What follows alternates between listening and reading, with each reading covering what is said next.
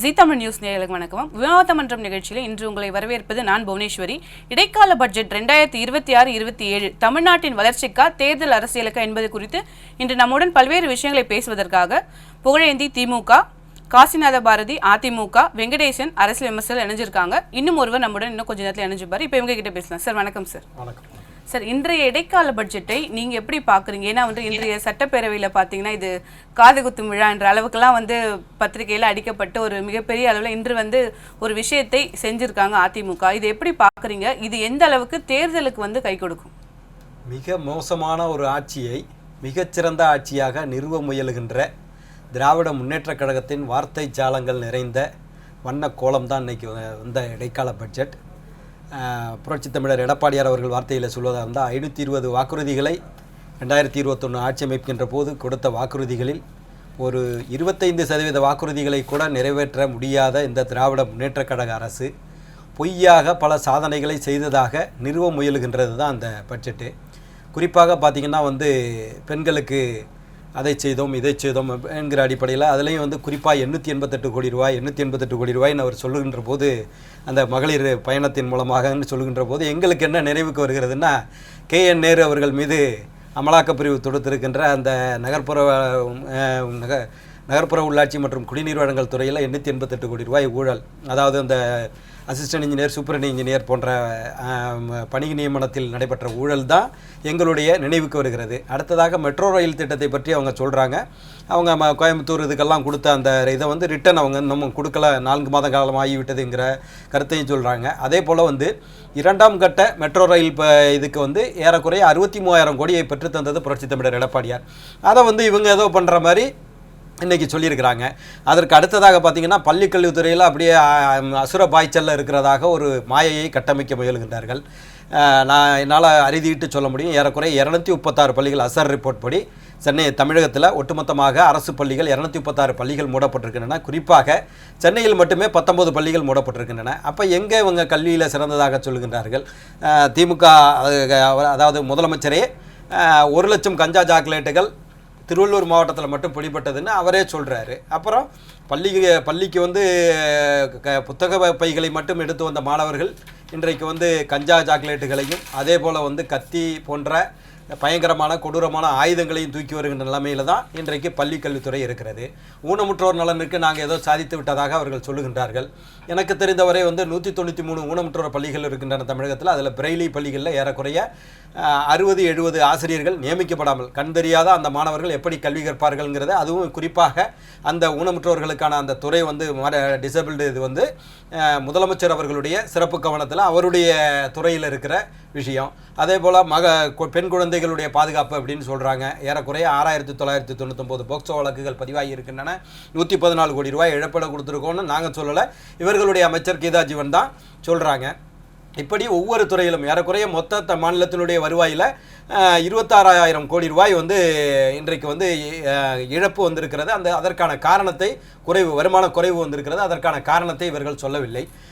இப்படி தமிழகத்தில் இருக்கிற அந்த பட்ஜெட்டை நம்ம எதுவுமே இவர்களால் சாதிக்க முடியவில்லை. ஆனால் சாதித்ததாக தம்பட்டம் அடித்து கொள்ள விரும்புகின்றார்கள். நான் என்ன ஒரே ஒரு இதை சொல்கிறேன்னா, 8 கோடி மக்கள் நலமாக இருந்தால், மகிழ்ச்சியோடு இருந்தால், ஏன் 8 நபர்களை கொண்டாந்து வைத்து பெண்களை வெல்லும் தமிழ் பெண்கள்னு ஒரு போலியான ஒரு மாயையை கட்டமைக்க முயற்சி செய்யணும்? எல்லாருமே நல்லா இருந்தாங்கன்னா ஏன் நீங்கள் அப்படி ஒரு பில்டப்பாக கொடுக்கணும் அப்படிங்கிறது என்னுடைய அடிப்படையாக பேசிக்கலான கேள்வி.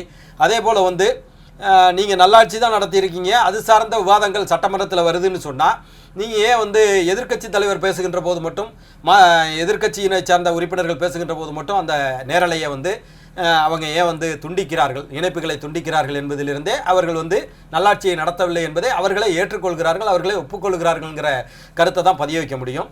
இப்படி இந்த பட்ஜெட்டை ஒன்று வார்த்தை ஜாலங்களால் வர்ணிக்கப்பட்டதை தவிர வேறு ஒன்றும் இல்லைங்கிறது தான் என்னுடைய அடிப்படையான கருத்து. வெங்கடேசன் சார், முதலமைச்சர் அவர்கள் சொல்லும்போது என்ன சொல்றாருன்னா, இதுதான் வளர்ச்சி, தமிழ்நாடு தான் இந்தியாவுக்கான மாடல் அப்படிங்கிற மாதிரி இந்த இடைக்கால பட்ஜெட் தாக்கல் செய்த பிறகு அவர் ஒரு விஷயத்தை சொல்றாரு. இந்த இடைக்கால பட்ஜெட் அப்படிங்கறத பொறுத்த வரைக்கும் இப்ப சமீபத்தில் பாஜக பட்ஜெட் தாக்கல் செய்யும் பொழுது அதன் மீது பல்வேறு விமர்சனங்கள் திமுக வச்சும் போது இந்த இடைக்கால பட்ஜெட்டை பார்க்கும் பொழுது நீங்கள் என்ன சொல்ல விரும்புறீங்க? அதாவது பாஜக வந்து பட்ஜெட் தாக்கல் பண்ணுறப்ப முட்டையை கொண்டு வந்து எல்லார்ட்டையும் கொண்டு போய் காட்டினாங்க. அந்த முட்டை பட்ஜெட்டை நாங்கள் போட போகிறோம் அப்படின்றத முன்கூட்டியே காட்டியிருக்காங்க அப்படின்னு தான் சொல்லுவேன். இது வந்து முட்டை பட்ஜெட் அப்படின்றது ரொம்ப தெளிவாக தமிழக நாட்டில் இருக்கக்கூடிய தமிழக மக்களுக்கு உதவாத ஒரு பட்ஜெட் அப்படின்றதுல எதுவுமே கிடையாது. இபிஎஸ் அவர் அழகாக ஒரு பழமொழியோடு சொல்லியிருக்காரு, அத்திப்பழம் வந்து பார்க்க அழகாக இருக்கும், புட்டு பார்த்தா உள்ள சொத்தையாக இருக்கும் அப்படின்னு சொல்லி தன் பட்ஜெட்டை பற்றி தன் கருத்தை அவர் வெளிப்படுத்தியிருக்காரு. அண்ணாமலைஜியும் தெளிவாக சொல்லியிருக்காரு, இது வந்து ஒரு சுய புராண பட்ஜெட், ஜீரோ, இந்த பட்ஜெட்டுக்கு என்ன மார்க் கொடுக்கலாம்னா 0 தான் கொடுக்கலாம் அப்படின்னு கூட அவங்க அறிக்கை கொடுத்துருக்காங்க. அதாவது போன வருடம் வந்து அவங்க வந்து பட்ஜெட்டில் நிதிநிலை அறிக்கையில் தெளிவாக கொடுத்துருக்காங்க, நாங்கள் வந்து இந்த 26, 27 அதாவது 25, 26 நாங்கள் வந்து 3,31,00,000 வந்து வருமானம் ஈட்டுவோம் அப்படின்னு சொல்லி அவங்களே தான் கொடுத்துருக்காங்க டேட்டா. ஆனால் அவங்க ஈட்டினது எவ்வளோனா 3,09,00,000 கோடி மட்டும்தான் வருமானம் ஈட்டி கிட்டத்தட்ட 22,000 கோடி வருமானம் ஈட்டுவதாக இவங்க சொன்னதையே அவங்க ஈட்டாமல் அந்த 22,000 கோடி இப்போ கடன் போகும். அப்போ இந்த வாட்டி 26, 27 நிதிநிலை அறிக்கையில் கிட்டத்தட்ட 1,50,000 லட்சம் கோடி கடன் வாங்க போகிறாங்க. அதாவது ஆட்சி முழுகிற தருவாயில் கடனை வாங்கிட்டு தான் இந்த அரசாங்கம் போகுது அப்படின்றதையும் அந்த பட்ஜெட்டில் வெளிப்படுத்தியிருக்காங்க. ரெண்டாவது குறிப்பிட்டு சொல்லணும்னா, பல மத்திய அரசினுடைய ஸ்கீமை இவர்கள் ஸ்டிக்கர் ஒட்டி இவர்கள் தான் பெருசாக செஞ்ச மாதிரி தம்பட்டு அடிக்கிறாங்க. அதாவது பிஎல்ஐ ஸ்கீம் ஆகட்டும், அப்புறம் வந்து இசிஎம்எஸ்ன்னு சொல்லிட்டு எலக்ட்ரானிக் சம்மந்தமான ஸ்கீம் ஆகட்டும், திடீர்னு மாண்புமிகு முதலமைச்சர் என்ன சொல்கிறாரு, நாங்கள் வந்து தோழி அப்படின்னு ஒன்று ஆரம்பித்து எல்லாருக்கும் வந்து கட்டிடங்கள்லாம் கட்டி கொடுத்துருக்கோம் அப்படின்றாங்க. அதுவும் வந்து மத்திய அரசினுடைய நிதியில் செய்யப்படுகிற சகி நிவாஸ்ன்ற ஒரு திட்டம் தான். அதை இவங்க ஸ்டிக்கர் ஒட்டிட்டு நாங்கள் தான் பண்ணுறேன்னு சொல்லி ஸ்டிக்கர் ஒட்டுற வேலையை தெளிவாக பண்ணிவிட்டு இவங்க பண்ண மாதிரி ஒரு கட்டமைப்பை ஏற்படுத்துறது தான் அந்த அரசாங்கத்தினுடைய முதல் பணியாக இருக்குது. அப்புறம் வந்து ஜிராம்ஜி திட்டத்தில் இவங்க ஏற்கனவே தேர்தல் அறிக்கையில் 125 நாள் பண்ணித்தரேன்னு சொன்னாங்க. அப்புறம் நம்ம மத்திய அரசு வந்து அது வந்து 150 நாள் ஆக்கினாங்க. உங்களுக்கே தெரியும், 100 நாள் வந்து 125 நாள் மத்திய அரசு சட்டமாக்கிச்சு. இவங்க சட்டமே இல்லாதப்போ 100 நாள் இருக்கப்போ நாங்கள் 125 நாள் பண்ணுறேன்னு சொன்னாங்க. அந்த 125 நாள் பண்ணணும்னு சொல்கிறப்ப மத்திய அரசு ஜிராம்ஜி திட்டத்தில் பார்லிமெண்ட்டில் சட்டத்தை நிறைவேறிச்சு. இப்போ 60-40 தான் உள்ளே பண்ணணும். ஏன்னா 60% மத்திய அரசு தரும், 40% மாநில அரசு தரணும். அதற்கான ஃபண்டை ஒதுக்குறாங்கன்னா அதுக்கான கட்டமைப்பே இல்லை, அதற்கான டிசைனே இல்லை, எதுவுமே இல்லை. அதுக்கான ஃபண்டை ஒதுக்குனாங்களா இன்னும் அந்த நிதிநிலை அறிக்கையிலையும் சொல்லலை. அப்போ இவங்க பொய்யான வாக்குறுதியை கொடுத்துருக்காங்க. அதான் எடப்பாடி அவர்கள் தெளிவாக சொல்கிறார், 525 வாக்குறுதிகள் கொடுத்துட்டு கிட்டத்தட்ட ஒரு 5%, 6% நிறைவேற்றிட்டு மிச்சம் எந்த வாக்குறுதியும் நிறைவேற்றின மாதிரி விழாப்புலம் வந்து நீங்கள் ஏன் செய்கிறீங்க? அப்போ இந்த பட்ஜெட் யாருக்கான பலன் அப்படின்னு பண்ணால் யாருக்கும் பலன் இல்லை. அதாவது நிதிநிலை அறிக்கையும் பலன் இல்லை, வேளாண்மை பட்ஜெட்டும் பலன் இல்லை, எதுவுமே இல்லாமல் அவங்களும் என்ன நினச்சிருப்பாங்க, அடுத்த முறை நம்ம ஆட்சிக்கு வரப்போகிறதில்ல, நம்ம ஒரு 5 மணி நேரம் பட்ஜெட்டை படித்து வேலையை முடிப்போம் அப்படின்னு தான் கடகடன்னு அவர் படிச்சுட்டு போனார். தவிர பயனாளிகள் சொல்கிறாரு தவிர யார் பயனாளிகள்? இப்போ உயர்கல்விக்கு 10,000 கோடி வேணும், 10,000 கோடி தான் ஒதுக்கியிருக்காங்க அப்படின்னா அண்ணா யூனிவர்சிட்டிக்கே 1,500 கோடி வேணும்னு அண்ணாமலைஜி சொல்கிறார். ஏன்னா அப்போ அந்த உயர்நிலை கல்விக்கு அவ்வளோ பட்ஜெட் வேணும். ரெண்டாவது வந்து விஸ்வகர்மா யோஜனா திட்டம்னு சொல்லி மத்திய அரசு கொண்டு வரப்ப தமிழ்நாட்டில் மட்டுமே 8 லட்சம் பேர் ரிஜிஸ்டர் பண்ணாங்க. ஆனால் இங்கே தமிழக அரசு அரசியல் காழ்ப்புணர்ச்சினால இங்கே மத்திய பாஜக வளர்ந்துருன்ற ஒரே காரணத்தினால நாங்கள் அந்த திட்டத்தை அமுல்படுத்த மாட்டோம்னு சொல்லிட்டு கலைஞர் கைவினைகள் வேலைவாய்ப்பு திட்டம்னு ஒன்று ஆரம்பித்தாங்க. அதில் வெறும் 8,000 பேர் தான் இன்றைக்கி ஒரு 28,000 பேர் தான் ரிஜிஸ்டர் பண்ணியிருக்காங்க. 8 லட்சம் எங்கே இருக்குது, 28,000 எங்கே இருக்குன்ற அந்த ரேஷியோ பாருங்கள். ஒரு நிதி தருது, மத்திய அரசு ஒரு திட்டத்தை கொடுத்து நிதி தருதுன்னா அதை நாங்கள் செய்ய மாட்டோம், எங்ககிட்ட பணம் இல்லை, கடன் வாங்கினாச்சும் என் தந்தையார் பேரில் நாங்கள் திட்டத்தை மாற்றி நாங்கள் அது பெனிஃபிட் ஆகும்னு சொல்லி இவங்க தந்தையார் பேரில் திட்டத்தை மாற்றுறாங்க. தப்பு இல்லை. இப்போ சகி நிவாஸ் திட்டத்தில் அங்கங்கே தொழில்களுக்கான கட்டிடங்கள் கட்டித்தரது மத்திய அரசினுடைய பணன்றதை நீங்கள் அக்னாலேஜ் பண்ணுங்கள். ஏன் மறுக்கிறீங்க? இது மத்திய அரசினுடைய தொகுப்பு நிதியிலிருந்து கொடுக்கப்பட்ட பணத்தில் இருந்தால் கட்டப்பட்டது, மோடிஜி அவர்கள் கொடுக்கப்பட்ட நிதியில் கட்டப்பட்டதுன்னு சொல்றதுல ஏன் தயங்குது இந்த அரசாங்கம்? அதே மாதிரி தான் ஜிராம்ஜி திட்டமும் முன்னாடி வந்து 90% கொடுத்தாங்க மத்திய அரசு, மாநில அரசு எவ்வளோ கொடுத்து வெறும் 10% தான். ஆனால் இவங்க வெளியில் என்ன சொல்கிறாங்க, மாண்புமிகு முதலமைச்சர் மு க ஸ்டாலின் கொடுத்த மாதிரி ஒரு கட்டமைப்பை ஏற்படுத்துகிறாங்க. கரீப் கல்யாண் யோஜனா திட்டமும் 20 கிலோ அரிசியும் 1 கிலோ பருப்பும் மத்திய அரசு கொடுக்குற நிதி. 33 ரூபா 1 கிலோ அரிசி, அதில் 30 ரூபா மத்திய அரசு கொடுக்குது, மாநில அரசு 3 ரூபா மட்டும் தான் கொடுக்குது. அந்த 3 ரூபாயும் அட்வர்டைஸ்மெண்ட் பண்ணுறது தான் அவங்க செலவு பண்ணுறாங்க. அப்போ மத்திய அரசு கொடுக்குற அனைத்து திட்டங்களும் இவர்கள் வாங்கி அந்த நிதியை வைத்துக்கொண்டு அதில் ஒரு ஸ்டிக்கரை ஒட்டி மாநில அரசு செஞ்ச மாதிரி தான் இந்த பட்ஜெட்லையும் காட்டுறாங்க. இந்த பட்ஜெட்டில் தமிழ்நாட்டில் இப்போ இந்த வருஷம் 1,50,000 1,00,000 கோடி கடன் வாங்க போகிறோன்னு சொல்லிட்டாங்க. இப்போ 26, 27 1,00,000 கோடி கடன் வாங்க போகுதுன்னா டோட்டல் தமிழ்நாட்டிலோட கடன் 10,62,000 கோடி வந்து நிற்குது. இந்த 10,62,000 கோடியை தமிழக அரசு எப்படி அடைக்க போகிறது அப்படின்றது வேணும்ல, தொலைநோக்கு பார்வை வேணும்ல. நீங்கள் கடன் வாங்கிட்டு என் தலைவர் கடனை கட்டிக்கிட்டே இருப்பீங்களா? அப்படின்னு நினைப்பாங்க, அடுத்த அரசாங்கம் வந்து பார்த்துக்கணும்னு நினைக்கிறீங்களா? எனக்கு ஒரு தொலைநோக்கு திட்டம் கொடுங்க, நாங்கள் வாங்கிட்டோம், நல்லதோ கேட்டதோ 5 வருஷம் நாங்கள் வந்து ஆட்சி செஞ்சு 10,62,200 கோடி, அதாவது 1947 சுதந்திரம் அடைஞ்சு 50 குடியரசு ஆகி அதுக்கப்புறம் 67 இவங்க ஆட்சி பிடிச்சி கிட்டத்தட்ட 70 வருடங்களாக தமிழ்நாட்டின் மொத்த கடனே 5 லட்சம் கோடி தான். இவங்க 2021, 25 5 வருஷம் ஆள்றதுல அடுத்த 5 லட்சம் கோடி கடனை வாங்கியிருக்காங்கன்னா இந்த அரசாங்கம் கடனை வாங்கி தான் செய்யறது. கட்டமைப்பா இன்ஃப்ராஸ்ட்ரக்சரா என்ன பண்றாங்கன்னா எதுவுமே கிடையாது. எதனா ஒரு இன்ஃப்ராஸ்ட்ரக்சர் காட்டுங்க, இது பண்ணியிருக்கோம். இப்போ மத்திய அரசு சொன்னால் நாங்கள் வந்தே பாரத் காட்டுவோம், உடான் திட்டத்தில் ட்ரெயின் போட்டதை காட்டுவோம், உடான் திட்டத்தில் வந்து ஏர்போர்ட்ஸ் அதிகப்படுத்துனதை காட்டுவோம், எய்ம்ஸ் அதிகப்படுத்துறதை காட்டுவோம், IMAI அதிகப்படுத்துறதை காட்டுவோம், குலசேகர பட்டத்தில் கொண்டு வந்து காட்டுவோம், டிஃபென்ஸ் காரிடாரை காட்டுவோம், பெரிய பெரிய பாலங்கள் உலகத்திலே வீக்கிரமான பாலங்கள் காஷ்மீர்லேருந்து அடல் பாலம் வரையும் எவ்வளோ சொல்லிகிட்டே இருப்பேன். மாண்புமிகு முதலமைச்சர் கிட்டத்தட்ட 5 லட்சம் கோடி கடன் வாங்கி இன்ஃப்ராஸ்ட்ரக்சருக்கு என்ன செலவு பண்ணீங்க? அப்ப அந்த கடனை வாங்கி நீங்கள் கட்டமைப்புக்கு செலவு பண்ண தொகை வெறும் 42% தான். 58% வந்து இலவசங்களும் கடன் கட்டுறீங்க. 72,000 கோடி கடன் எப்படி கட்ட முடியும்? அது இல்லாமல் நீங்க ஏற்கனவே இந்த மாதிரி விவாதங்களை அதிகமாக சட்டசபையில் விவாதிக்கணும் அப்படின்றதுக்காக தான் இவங்க தேர்தல் மேனிஃபெஸ்டோல ஒன்று கொடுத்தாங்க. நாங்கள் ஆட்சிக்கு வந்தா ஒவ்வொரு சட்டமன்ற கூட்டத்தொடர்லையும் நாங்கள் வந்து வருடத்துக்கு 100 நாட்கள் சட்டசபையை நடத்துவோம். நம்ம சொல்லலை, அவங்க தேர்தல் மேனிஃபெஸ்டோல கொடுத்தாங்க. இன்னைக்கு எடப்பாடி தான் கேட்குறாரு, நீங்கள் வந்து ஒவ்வொரு சட்டசபை கூட்டத்திலையும் வருடத்துக்கு 100 நாள் அமைப்புன்னு சொல்கிறீங்களே, இது நாள் வரையும் 2021 2025 வரையும் டோட்டலாகவே 140 நாள் தான் சட்டசபை நடந்திருக்கு. அப்ப மக்கள் பிரச்சனை விவாதக்கூடிய விவாத மன்றத்தை நீங்கள் கூட்டவே மறுக்கிறீங்க. அப்படியே கூட்டினாலும் உங்களுக்கு புகழ் பாடுற புராணங்களை மட்டும் தான் டெலிகாஸ்ட் பண்றீங்க. ஏன் EPS அவர்கள் பேசுறது ஏன் போட மாட்டேன்றீங்க? உங்களை மானிய கோரிக்கையில ஒவ்வொரு அமைச்சர்களிடம் கேள்வி கேட்பாங்க, அதுக்கு அவங்க பதில் சொல்லணும். அதை வந்து பதில் சொல்றது மட்டும் போறீங்க, கேள்வி கேட்கறது ஏன் போட மாட்டேன்றாங்க.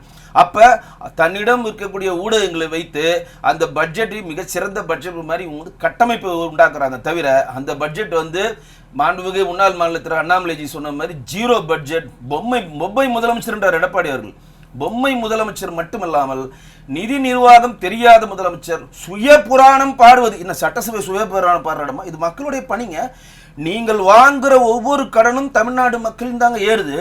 மாண்புமிகு முதலமைச்சருடைய முரசொலி அலுவலகத்தில் கடன் ஏறுதா? மாண்புமிகு முதலமைச்சருடைய திமுக அறக்கட்டளையில் கடன் ஏறுதா? அந்த கடன் யார் ஏறுது? இங்க இருக்கக்கூடிய தமிழ்நாட்டில் இருக்கக்கூடிய 8 கோடி தமிழர்களுடைய ஒவ்வொரு தலையிலும் நீங்க கடனை ஏத்துறீங்க. நீங்க பாட்டு ஜிடிபிக்குள்ள தான் வாங்குறேன், ஜிடிபிக்குள்ள தான் வாங்கிட்டேன். இன்னைக்கு காலையில் பார்த்தீங்கன்னா வெட்டு விளம்பரம் பார்த்துருப்பீங்கன்னு நினைக்கிறேன். தமிழ்நாடு வந்து 11.12% பொருளாதாரத்தில் வளர்ந்து விட்டது. யார் அதை சொன்னாங்க? தமிழ்நாட்டில் இருக்கக்கூடிய ஆய்வறிக்கை பண்ணுகிற கமிஷன் சொல்லுது. இது என்ன கூத்து? இப்போ அங்கே ஒரு நாட்டில் இருந்து சொல்கிறாங்க, இந்த நாட்டில் இருந்து சொல்கிறாங்க, மத்திய அரசு சொல்கிறாங்க அப்படின்னா கூட நம்ம ஏற்றுப்போம். அவங்க ஆய்வறிக்கை வந்து பெரிய அது படித்தாவே செம்ம காமெடி ஆயிடுச்சு. சொல்கிறேன் பாருங்க, ரொம்ப சிறப்பாக அதில் வந்து போட்டிருந்தாங்க. தமிழ்நாடு பொருளாதார ஆய்வறிக்கை 25-26 11.19% வந்திருக்கு. யார்ப்பா அதை சொல்கிறீங்க? ஓஹோ, மத்திய அரசு சொல்லிடுச்சு போல இருக்கு, வேற ஏதோ வெளிநாட்டிலேருந்து ஆய்வுலாம் பண்ணி சொல்கிறாங்களா, இல்லை ஒரு பிரைவேட் செக்டர் வந்து இதை வந்து ஆய்வு பண்ணி சொல்கிறான்னு பார்த்தா மாநில திட்டக்குழு தயாரித்தது. இது எப்படின்னா கூத்து பாருங்க. இவங்களே குண்டு வைப்பாங்களா, இவங்களே எடுக்கலாங்க மாதிரி இவங்களே ஒரு இதை ஆய்வு பண்ணிட்டு இவங்களோட திட்டக்குழு பண்ணிட்டு நாங்கள் 11.19% வளர்ந்து விட்டோம், இந்தியாவிலே நம்பர் 1 மாநிலமாக ஆயிட்டோன்னா, இந்தியாவில் நம்பர் 1 மாநிலமாக நீங்கள் ஆயிட்டீங்கன்னா உபரி வருமானம் எங்க? இன்னைக்கு வரையும் போன வாட்டி நாங்கள் வருமானம் ஈட்டுவோம்னு சொன்னால் 22,000 கோடி கடன். நாங்கள் அதிகமாக வருமானத்தை பட்ஜெட்டுக்கு மீறி எங்களுடைய செலவை மீறி நாங்கள் பட்ஜெட்டில் சம்பாதிப்போம் அப்படின்னு நீங்கள் சொல்கிறீங்க. அதை நீங்கள் சம்பாரிச்சிங்களா அப்படின்னு கேட்டால் அதுவும் இல்லை. செலவை மீறி எவ்வளோ சம்பாதிக்கணும் நீங்கள் பட்ஜெட்டில்? பல லட்சம் கோடி நாங்கள் சம்பாரித்து மாநில அரசுக்கான நலத்திட்ட பணிகளை செய்ய போகிறோம் அப்படின்னு சொன்னால் கூட வரவேற்போம். வரவை மீறி நீங்கள் செலவு செஞ்சுட்டு அந்த கடனையும் எங்களையும் சுமத்திட்டு தமிழ்நாடு வந்து நம்பர் 1 மாநிலமாக ஆயிருக்குன்னு சொல்லி நீங்களே ஒரு அறிக்கை கொடுத்தா அதை பேப்பரில் விளம்பரப்படுத்தணும்னா இது விளம்பர அரசு தானே. மாநில திட்டக்குழு கமிஷன் சொல்லி மத்திய அரசுல எவ்வளோ மத்திய அரசு தான் திட்டக்குழு வச்சு உங்களுக்கு நிதி ஆயோக்னு வச்சிருக்காங்க. நீங்கள் எதுக்கு மாநில திட்டக்குழு வச்சுக்க? மாநில திட்டக்குழு உறுப்பினர்லாம் யார்? உங்களுக்கு தெரிஞ்சவர்கள் எல்லாரையும் போட்டிங்க. அறநிலையத்துறையில் உங்களுக்கு யார் ஏற்று பேசுகிறாங்களோ சுகி சூன் ஏற்று பேசியிருந்தாரு, அவரை தூக்கி அறநிலை சம்பந்தமான கோயில்களுக்கு அரங்காவலுக்கு பாதுகாப்பு உறுப்பினர். யார் யார் உங்களை எதிர்த்து பேசுகிறாங்களோ அவங்களுக்கெல்லாம் ஒரு பொறுப்பை கொடுத்து உங்களை பற்றி பொது வழியில் பேசாமல் வாய் அடைக்கிற நீங்கள் இன்றைக்கு ஒரு அறிக்கையை பொது வழியில் பொருளாதாரத்தை நாங்கள் வளர்ந்துட்டோம் நீங்கள் சொல்கிறீங்கன்னா அந்த பொருளாதாரத்தில் வளர்ந்த அறிக்கையை தயார் செய்தது யார்? நீங்களே தயார் பண்ணி நீங்களே கொடுக்கறதை எப்படி ஏற்றுப்பாங்க? அதுதான் நம்ம கேட்குறோம். மாநில திட்டக்குழு தயாரித்து 11.19% நாங்கள் நம்மளோட மாநிலமாக நீங்கள் மாறிட்டோன்னு சொல்கிறோன்னா இது விளம்பர மாடல் அரசு தானே. நீங்கள் பேப்பர் படிச்சிருப்பீங்க, எல்லா பேப்பர்லையும் ஃபர்ஸ்ட் பேஜ் பாருங்க. அதுக்கு எவ்வளோ செலவு தெரியுமா? அந்த செலவு செய்தி விளம்பரத்துறை கொடுக்குற செலவு என்ன? முரசொலி அறக்கட்டளையிலேருந்து வருது, நம்மளுடைய வரிப்பணம். எல்லாரும் நம்மளுடைய வரிப்பணத்தை எடுத்து நீங்கள் இந்த 5000 ரூபாய் கொடுத்தது நம்மளுடைய வரிப்பணம், திமுக வரிப்பணம் கிடையாது. அது திமுகவுடைய சொத்திலிருந்து கொடுக்கப்பட்ட பணம் கிடையாதுங்க. இந்த 5000 ரூபாய் கொடுத்ததை 3000 ரூபாய் நீங்கள் கொடுக்க வேண்டியது. பிப்ரவரி, மார்ச், ஏப்ரல் 3 மாதம் கொடுக்க வேண்டியது முன்னாடி கொடுத்துட்டீங்க. இந்த 2000 ரூபாய் கோடைக்கால சிறப்பு நிதி உலகத்திலே ட்ரம்ப்பே அலறாரு, என்னடா இந்த மாதிரி ஒரு திட்டம் போடுறானுங்க, ஆத்தாடி இந்த மாதிரி ஒரு திட்டம் கோடை காலமே வரல, வராத கோடை காலத்துக்கு இப்பயே ஒரு நிதி கொடுக்குறாங்கன்னா இவங்கள்ட்ட தான் நம்ம பாடம் கற்றுக்கணும் அப்படின்னு உலக நாடுகள், உலக பொருளாதார வல்லுநர்களே அலறாங்க திமுகவோட திட்டத்தை பார்த்து. என்ன சொல்றாங்க? 2000 ரூபாய். தேர்தல் கமிஷன் என்ன சொல்லுது? இன்றைக்கு தேர்தல் கமிஷன் தேதி அறிவித்த பிறகும் மாண்புமிகு முதலமைச்சர் தான் முதலமைச்சராக இருக்க போறார். காற்பந்து அரசாங்கம் தான் இருக்க போகுது. அடுத்த அமைச்சரவை பதவி இருக்கிறவரை அவர் தான் முதலமைச்சர். ஏற்கனவே கொடுக்கப்பட்ட திட்டங்களுக்கான பயன்களை தேர்தல் கமிஷன் சட்டப்படி ஸ்டாப் பண்ணாது. ஸ்டாப் பண்ணாதுன்னா என்னது? மகளிர் உரிமை தொகை 1000 ரூபாய் வந்துகிட்டே தான் இருக்கு, அதை ஸ்டாப் பண்ணாது. ஆனா இந்த 1000 ரூபாய் வந்துடும், இந்த 2000 ரூபாய் நம்ம இடைச்சொருளா சொருகணுமே, அது நம்ம கொடுத்த மாதிரி சொருகிட்டு அரசாங்க பணத்துல கொடுத்துட்டு நம்ம கொடுத்த மாதிரி தேர்தல் பறைசாற்றிக்கலாம் அப்படின்னு சொல்லிட்டு கோடைக்கால சிறப்பு நிதின்னு சொல்லி தேர்தல் கமிஷன் தேதியை அறிவிச்சதுன்னா புதிய திட்டத்தை ஒன்று செயல்படுத்துறது தேர்தல் கமிஷன் ஒத்துக்காது. அப்ப தேர்தல் கமிஷன் ஒத்துக்காது. அது இல்லாமல் ஒரு வழக்கு வருது, உடனே சொல்றாங்க சதி செய்யறாங்க. எடப்பாடி அவர்களும் மாண்புமிகு பாரதிய ஜனதா கட்சியினுடைய நாயனார் அவர்களும் கேஸ் போட்டுருவோன்னு சொன்னாங்க, அதனால தான் கொடுத்தோம். ஏங்க எங்க வீட்டு பணத்தை எங்களுக்கு கொடுக்கறதுக்கு நாங்க ஏங்க கேஸ் போடுறோம்? இது என்ன உலக மகா அதிசயமா? 3 மாசம் கொடுக்க வேண்டிய படத்தை முன்னாடி கொடுக்குறீங்க, அவ்வளவுதான். இப்ப பிப்ரவரி கொடுத்தாச்சு, மார்ச் ஏப்ரல் வராது. பிப்ரவரி மார்ச் ஏப்ரல் சேர்த்து கொடுத்துட்டீங்க. இந்த 2000 என்ன பண்ணுது? தேர்தல் சமயத்துல இந்த 2000 ரூபாய் அவங்க கையில இருந்து கொடுத்தா அவங்களுக்கு செலவாகும்னு சொல்லி நம்ம பணத்தை எடுத்து கோடைக்கால சிறப்பு நிதின்னு போட்டு கொடுத்துட்டு வெளியில வந்து என்ன சொல்றாங்க? பாருங்க நாங்க 5000 ரூபாய் கொடுத்துறோம். நாங்க மக்கள்கிட்ட ஒவ்வொரு முறையும் சொல்றோம், வெகுஜன மக்கள்கிட்ட சேர்த்திருக்கோம். மாண்புகும் எதிர்கட்சி தலைவர் எடப்பாடி தெளிவா சொல்லியிருக்காரு. அதாவது குலவிளக்கு திட்டத்தில் 2,30,00,000 ரேஷன்தார் அட்டைதாரில் இருக்கக்கூடிய குடும்பங்களுக்கு ஒருவருக்கும் 2000 ரூபாய் மாதத்தில் உரிமை தொகை கொடுப்போம். இப்பயும் அவங்க எவ்வளோ கொடுக்குறாங்க? 1,31,000 தான், 1,31,00,000 பேர் தான் கொடுத்துருக்காங்க. 2.1 2026-27 நாங்கள் 2000 கொடுக்குறோன்னு சொல்றப்பையும் 1,30,00,000 தான். மிச்சம் 1 கோடி பேர் நீங்க சரியான கானில் இருக்கிறாங்க திமுக. வருவாய்த்துறை அலுவலகத்துக்கும் தாசில்தார் ஆபீஸுக்கும் மக்கள் வெள்ளமா போய் திட்டிட்டு இருக்காங்க. உனக்கு வந்துருச்சு, எனக்கு வந்துருச்சு, எனக்கு வரலன்றப்ப கோவப்படுறாங்க. அப்படி இந்த 1,30,00,000 பேர் நீங்க கொடுத்த அந்த பலனும் 85% திமுகவுக்கு ஓட்டளிக்கக்கூடிய திமுக அனுதாபிகள். இப்ப தாசில்தார் ஆபீஸுக்கு திருப்பூர்ல போறாங்க, வருவாய்த்துறையில எல்லாம் போறாங்கல்ல, அவர்கள் என்ன சொல்றாங்க? எங்க கிட்ட எல்லா தகுதி இருக்கு, எங்களுக்கு வீடு இல்ல, வாசல் இல்ல, வண்டி இல்ல, எதுவுமே இல்லை, எங்களுக்கு கொடுக்க மாட்டேன்றீங்க. திமுக காரன் வீடு வச்சிருக்கான், வாசல் வச்சிருக்கான், வண்டி வச்சிருக்கான், ஐடி கட்டுறான், கார் இருக்கு, சொந்த வீடு இருக்கு, அவருக்கு மட்டும் கொடுக்குறீங்களே. அப்ப திட்டத்தின் நோக்கம் என்ன? எளிய மக்கள்கிட்ட அந்த பணத்தை கொண்டு போய் சேர்த்து அவங்க வாழ்வாதாரக்கு உயர்வுன்னு தான் திட்டத்தின் நோக்கம். திட்டத்தின் நோக்கத்தையே சிதைச்சிட்டு உங்களுக்கு ஓட்டு போடுறவங்களுக்கு தேடி தேடி கண்டுபிடிச்சு நீங்க 1000 ரூபாய் 2000 ரூபாய் கொடுத்துட்டு அப்ப நீங்க இவர்களுக்கு கொடுத்ததுனால் கிடைக்க வேண்டியவங்களுக்கு அந்த பலன் போய் சேர வேண்டியவங்களுக்கு கிடைக்காம இருக்குல்ல. அதனாலதான் எடப்பாடி சொன்னார் எல்லாருக்குமே கொடுக்குறோம். நீ வருமான வரி காட்டியிருக்கா, அது இதெல்லாம் வேணாம். உன்ட்ட ரேஷன் கார்டு இருக்கா? 2,30,31,00,000 ரேஷன் கார்டு இருக்கா? ரேஷன் கார்டில் இருக்கக்கூடிய வீட்டுக்கு ஒரு மகளே இருக்கு, 2000 ரூபாய் குழந்தை வாங்கிக்க. இது திட்டமா? அந்த திட்டமா 2 வருஷம் தள்ளி கொடுத்துட்டாங்க. அப்ப எல்லா மத்திய அரசினுடைய திட்டங்களை காப்பி அடித்துக்கொண்டு இங்க ஸ்டிக்கர் ஒட்டிட்டு இந்த பட்ஜெட்ல அது பண்ணிட்டோம், இது பண்ணிட்டோம், அது வளர்ந்துட்டோம், இது வளர்ந்துட்டோம், நீங்களா ஒரு குழுவை போட்டு மாநில திட்டக்குழு வச்சு நாங்கள் இவ்வளவு வளர்ந்துட்டோம், நாங்க அவ்வளவு வளர்ந்துட்டோம், அதோ பார் இவ்வளவு வளர்ந்துட்டோம், நீங்க 72,000 கோடி வட்டி கட்டுறீங்க. கேள்வி கேட்போங்களா? 72,000 கோடி வட்டின்றது நம்ம வைத்தறிச்சலா இருக்காங்க. 72,000 கோடி வச்சு நீங்க என்னென்ன இன்ஃப்ராஸ்ட்ரக்சர் பண்ணலாங்க? தமிழ்நாட்டை உலகத்தின் நம்பர் 1 மாநிலமா மாத்தலாங்க. 72,000 கோடி உங்க கையில இருந்ததுன்னா அது எவ்வளவு பெரிய பணம் அது. அப்ப நீங்க வளர்ந்துட்டீங்கன்னா ஏன் வட்டி கட்டுறேன்னா அதுக்கு பதில் இல்லை. மத்திய அரசு வட்டி வாங்கலையா? மத்திய அரசு கடன் வாங்கலையா? மத்திய அரசு வாங்குற கடன்ல கிட்டத்தட்ட 70% மாநில அரசுக்காக தான் கொடுக்குது. அப்படி கொடுத்தும் நீங்கள் இன்ஃப்ராஸ்ட்ரக்சரை எங்களுக்கு காட்டுங்க. இன்னைக்கு நல்லதோ கொடுத்தோ 5 லட்சம் கோடி கடன் தமிழ்நாடு வாங்கிச்சு 5 வருஷத்துல. இப்போ அவங்க ஆட்சியை விட்டு வெளியே போனாங்கன்னா 72,000 கோடி 72,000 ரூபாய் வட்டி, 5 லட்சம் கோடி இங்கே நம்ம தலையில் கட்டிட்டு போகிறாங்க. ரைட்டா? இந்த 5 வருஷம் நீங்கள் என்னென்ன தமிழ்நாட்டுக்கு பண்ணீங்க? மருத்துவக் கல்லூரி கொண்டு வந்தீங்களா? இல்லை. புதிய மாவட்டங்கள் உருவாக்குனா? இல்லை. பெரிய வழித்தடங்களில் ரயில்வே பட்ஜெட்டுக்கான நிலங்களை ஒதுக்கி கொடுத்தீங்களா? இல்லை. அதையும் சொல்கிறாங்க. காங்கிரஸ் ஆட்சி காலத்தில் கார்கே அவர்களும் கார்கே அவர் ரயில்வே துறை அமைச்சராக இருந்தார். நம்மளுடைய சிதம்பரம் அவர் வந்து நிதியமைச்சராக இருக்கப்ப வெறும் வந்து 6000 கோடி தான் 600 கோடி தான் ஒதுக்குனாங்க. இப்போ மத்திய அரசு 6000 கோடி ஒதுக்கியிருக்கு. 1000 கோடி முன்பணமாகவே கொடுத்துட்டோம். நிலத்தை கையகப்படுத்தி கொடுக்குறோம். இன்னைக்கு ஒரு நிலத்தை கையகப்படுத்தி கொடுக்கல. அப்போ இது என்ன நடக்குது? அப்போ நீங்கள் மத்திய அரசு கொடுக்குற திட்டங்களையும் வாங்க மாட்டேன்றீங்க. துரிதமாக செயல்பட்டு அந்த நிலங்களை கையெடுத்து கொடுத்தா நீங்கள் ரயில்வே திட்டங்கள் நிறைவேற போகுது. இது அஸ்வினி வைஷ்ணவ் தெளிவாக சொல்கிறார். நாங்கள் 1000 கோடி அட்வான்ஸே கொடுத்துட்டாங்க, நிலத்தை கொடுத்தா தாங்க ரயில் ட்ராக்கை போட முடியும், நீங்கள் நிலைமை கொடுக்கலனா எப்படி? அப்போ மத்திய அரசை மட்டும் ஒரு பொது ரீதியாக வைத்துக்கொண்டு இதை வைத்து நம்ம வந்து அரசியல் செய்து நிதி வரவில்லை, நிதி வரல, எந்த நிதி வரல சொல்லு. நிர்மலா சீதாராமன் அவர்கள் நிதியமைச்சர் வந்து ஒரு பக்கம் அறிக்கை கொடுத்துருக்காங்க, தமிழக அரசுக்கு என்னென்ன நிதி கொடுக்கப்படும். நான் கேட்குறேன், என்னென்ன நிதி வரல? ஆகுனா சம்ஸ்கிருத சித்த அபியா திட்டத்துக்கு போய் உட்காந்துருவானுங்க, அது வந்து 1400 கோடி வரல, அதனால இங்கே சம்பளம் கொடுக்க முடியலன்ட்டு. ஏயா 6500 கோடி கொடுத்து இங்கே 5000 ரூபாய் கொடுக்க முடிஞ்ச உடனே கண்ணை கொஞ்சம் திறந்து திரும்பி இப்படி பார்த்தா சத்துணவு பணியாளர் கத்திட்டு இருக்கான், தொகுப்பு ஊதியர் கத்திட்டு இருக்கான், டாக்டர் கத்திட்டு இருக்கான், இங்கே இருக்கக்கூடிய இடைநிலை ஆசிரியர் கத்திட்டு இருக்காங்க, கவர்மெண்ட் எம்ப்ளாயிஸ் கத்திட்டு இருக்காங்க, டாஸ்மாக் ஊழியர் கத்திட்டு இருக்காங்க, ஆட்டோக்காரங்க கத்திட்டு இருக்கான், சுற்றி இத்தனை பேர் கத்துறோம். அதெல்லாம் அவர் கால்கே இல்லை. நாங்கள் 5000 ரூபாய் கொடுத்துட்டோம், நாங்கள் 5000 ரூபாய் கொடுத்துட்டோன்னு. அதாவது இந்த 5000 ரூபாய் கொடுப்பதற்கு தன்னுடைய அரசு எந்திரத்தை ரகசியமாக மிகவும் நுட்பமாக மிகவும் சரியாக வேலை செய்த இந்த அரசு டிஎன்பிசி எக்ஸாம் மட்டும் நடத்த ஏன் கரெக்டாக நுட்பமாக வேலை செய்யலை? கேள்வி எழுப்புமா இல்லையா? பாதி எக்ஸாம் எழுதிட்டு இருக்கான், பேப்பர் பிடிக்கிட்டு போகிறான் வாத்தியார். என்னன்னு கேட்டால் எக்ஸாம் இல்லை, கேன்சல்னு. அவன் மனசு எவ்வளோ வலிச்சிருக்கும், அவன் எவ்வளோ கனவோட வந்திருப்பான். எதை நுட்பமாக செய்யணுமோ அதை செய்யாமல் இதுனா உலக ரகசியமா? இதுனா டிமானிஸ்ட்ரேஷனாக கொண்டு வரோம். யாருக்கும் தெரியாமல் நம்ம பணத்தை உடனே போட்டுருவோம். டிமானிஸ்ட்ரேஷன் அது என்ன கூத்து? இது நம்மளுடைய பணத்தை வாங்கி நமக்கே கொடுத்து நாங்கள் கொடுத்து விட்டோம், நீங்கள் கொடுக்கல.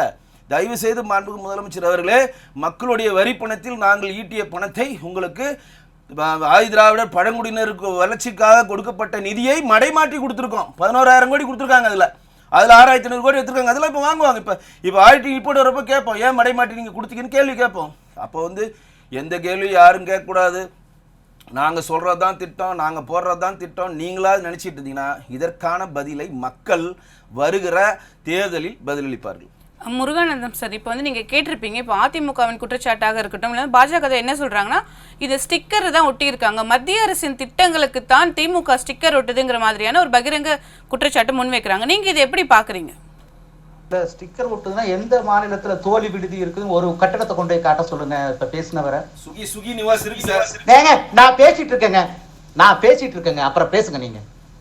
ஒண்ணு செகண்ட் வந்து சுகி நிவாஸ் இருக்குது, பேப்பர்ல இருக்கு, பில்டிங் இருக்கான்னு கண்ணு தெரியல.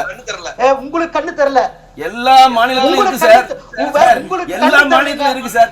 அதோட நிதியை தான் சார் நீங்க மடைமாட்டு பண்றீங்க. எல்லா மாநிலத்திலும் அவங்க அப்பா வீட்டு காசுல இருந்து கொடுத்தாங்களா? நீங்க வந்து கேக்குறீங்கல்ல, நீங்க வந்து கேக்குறீங்கல்ல.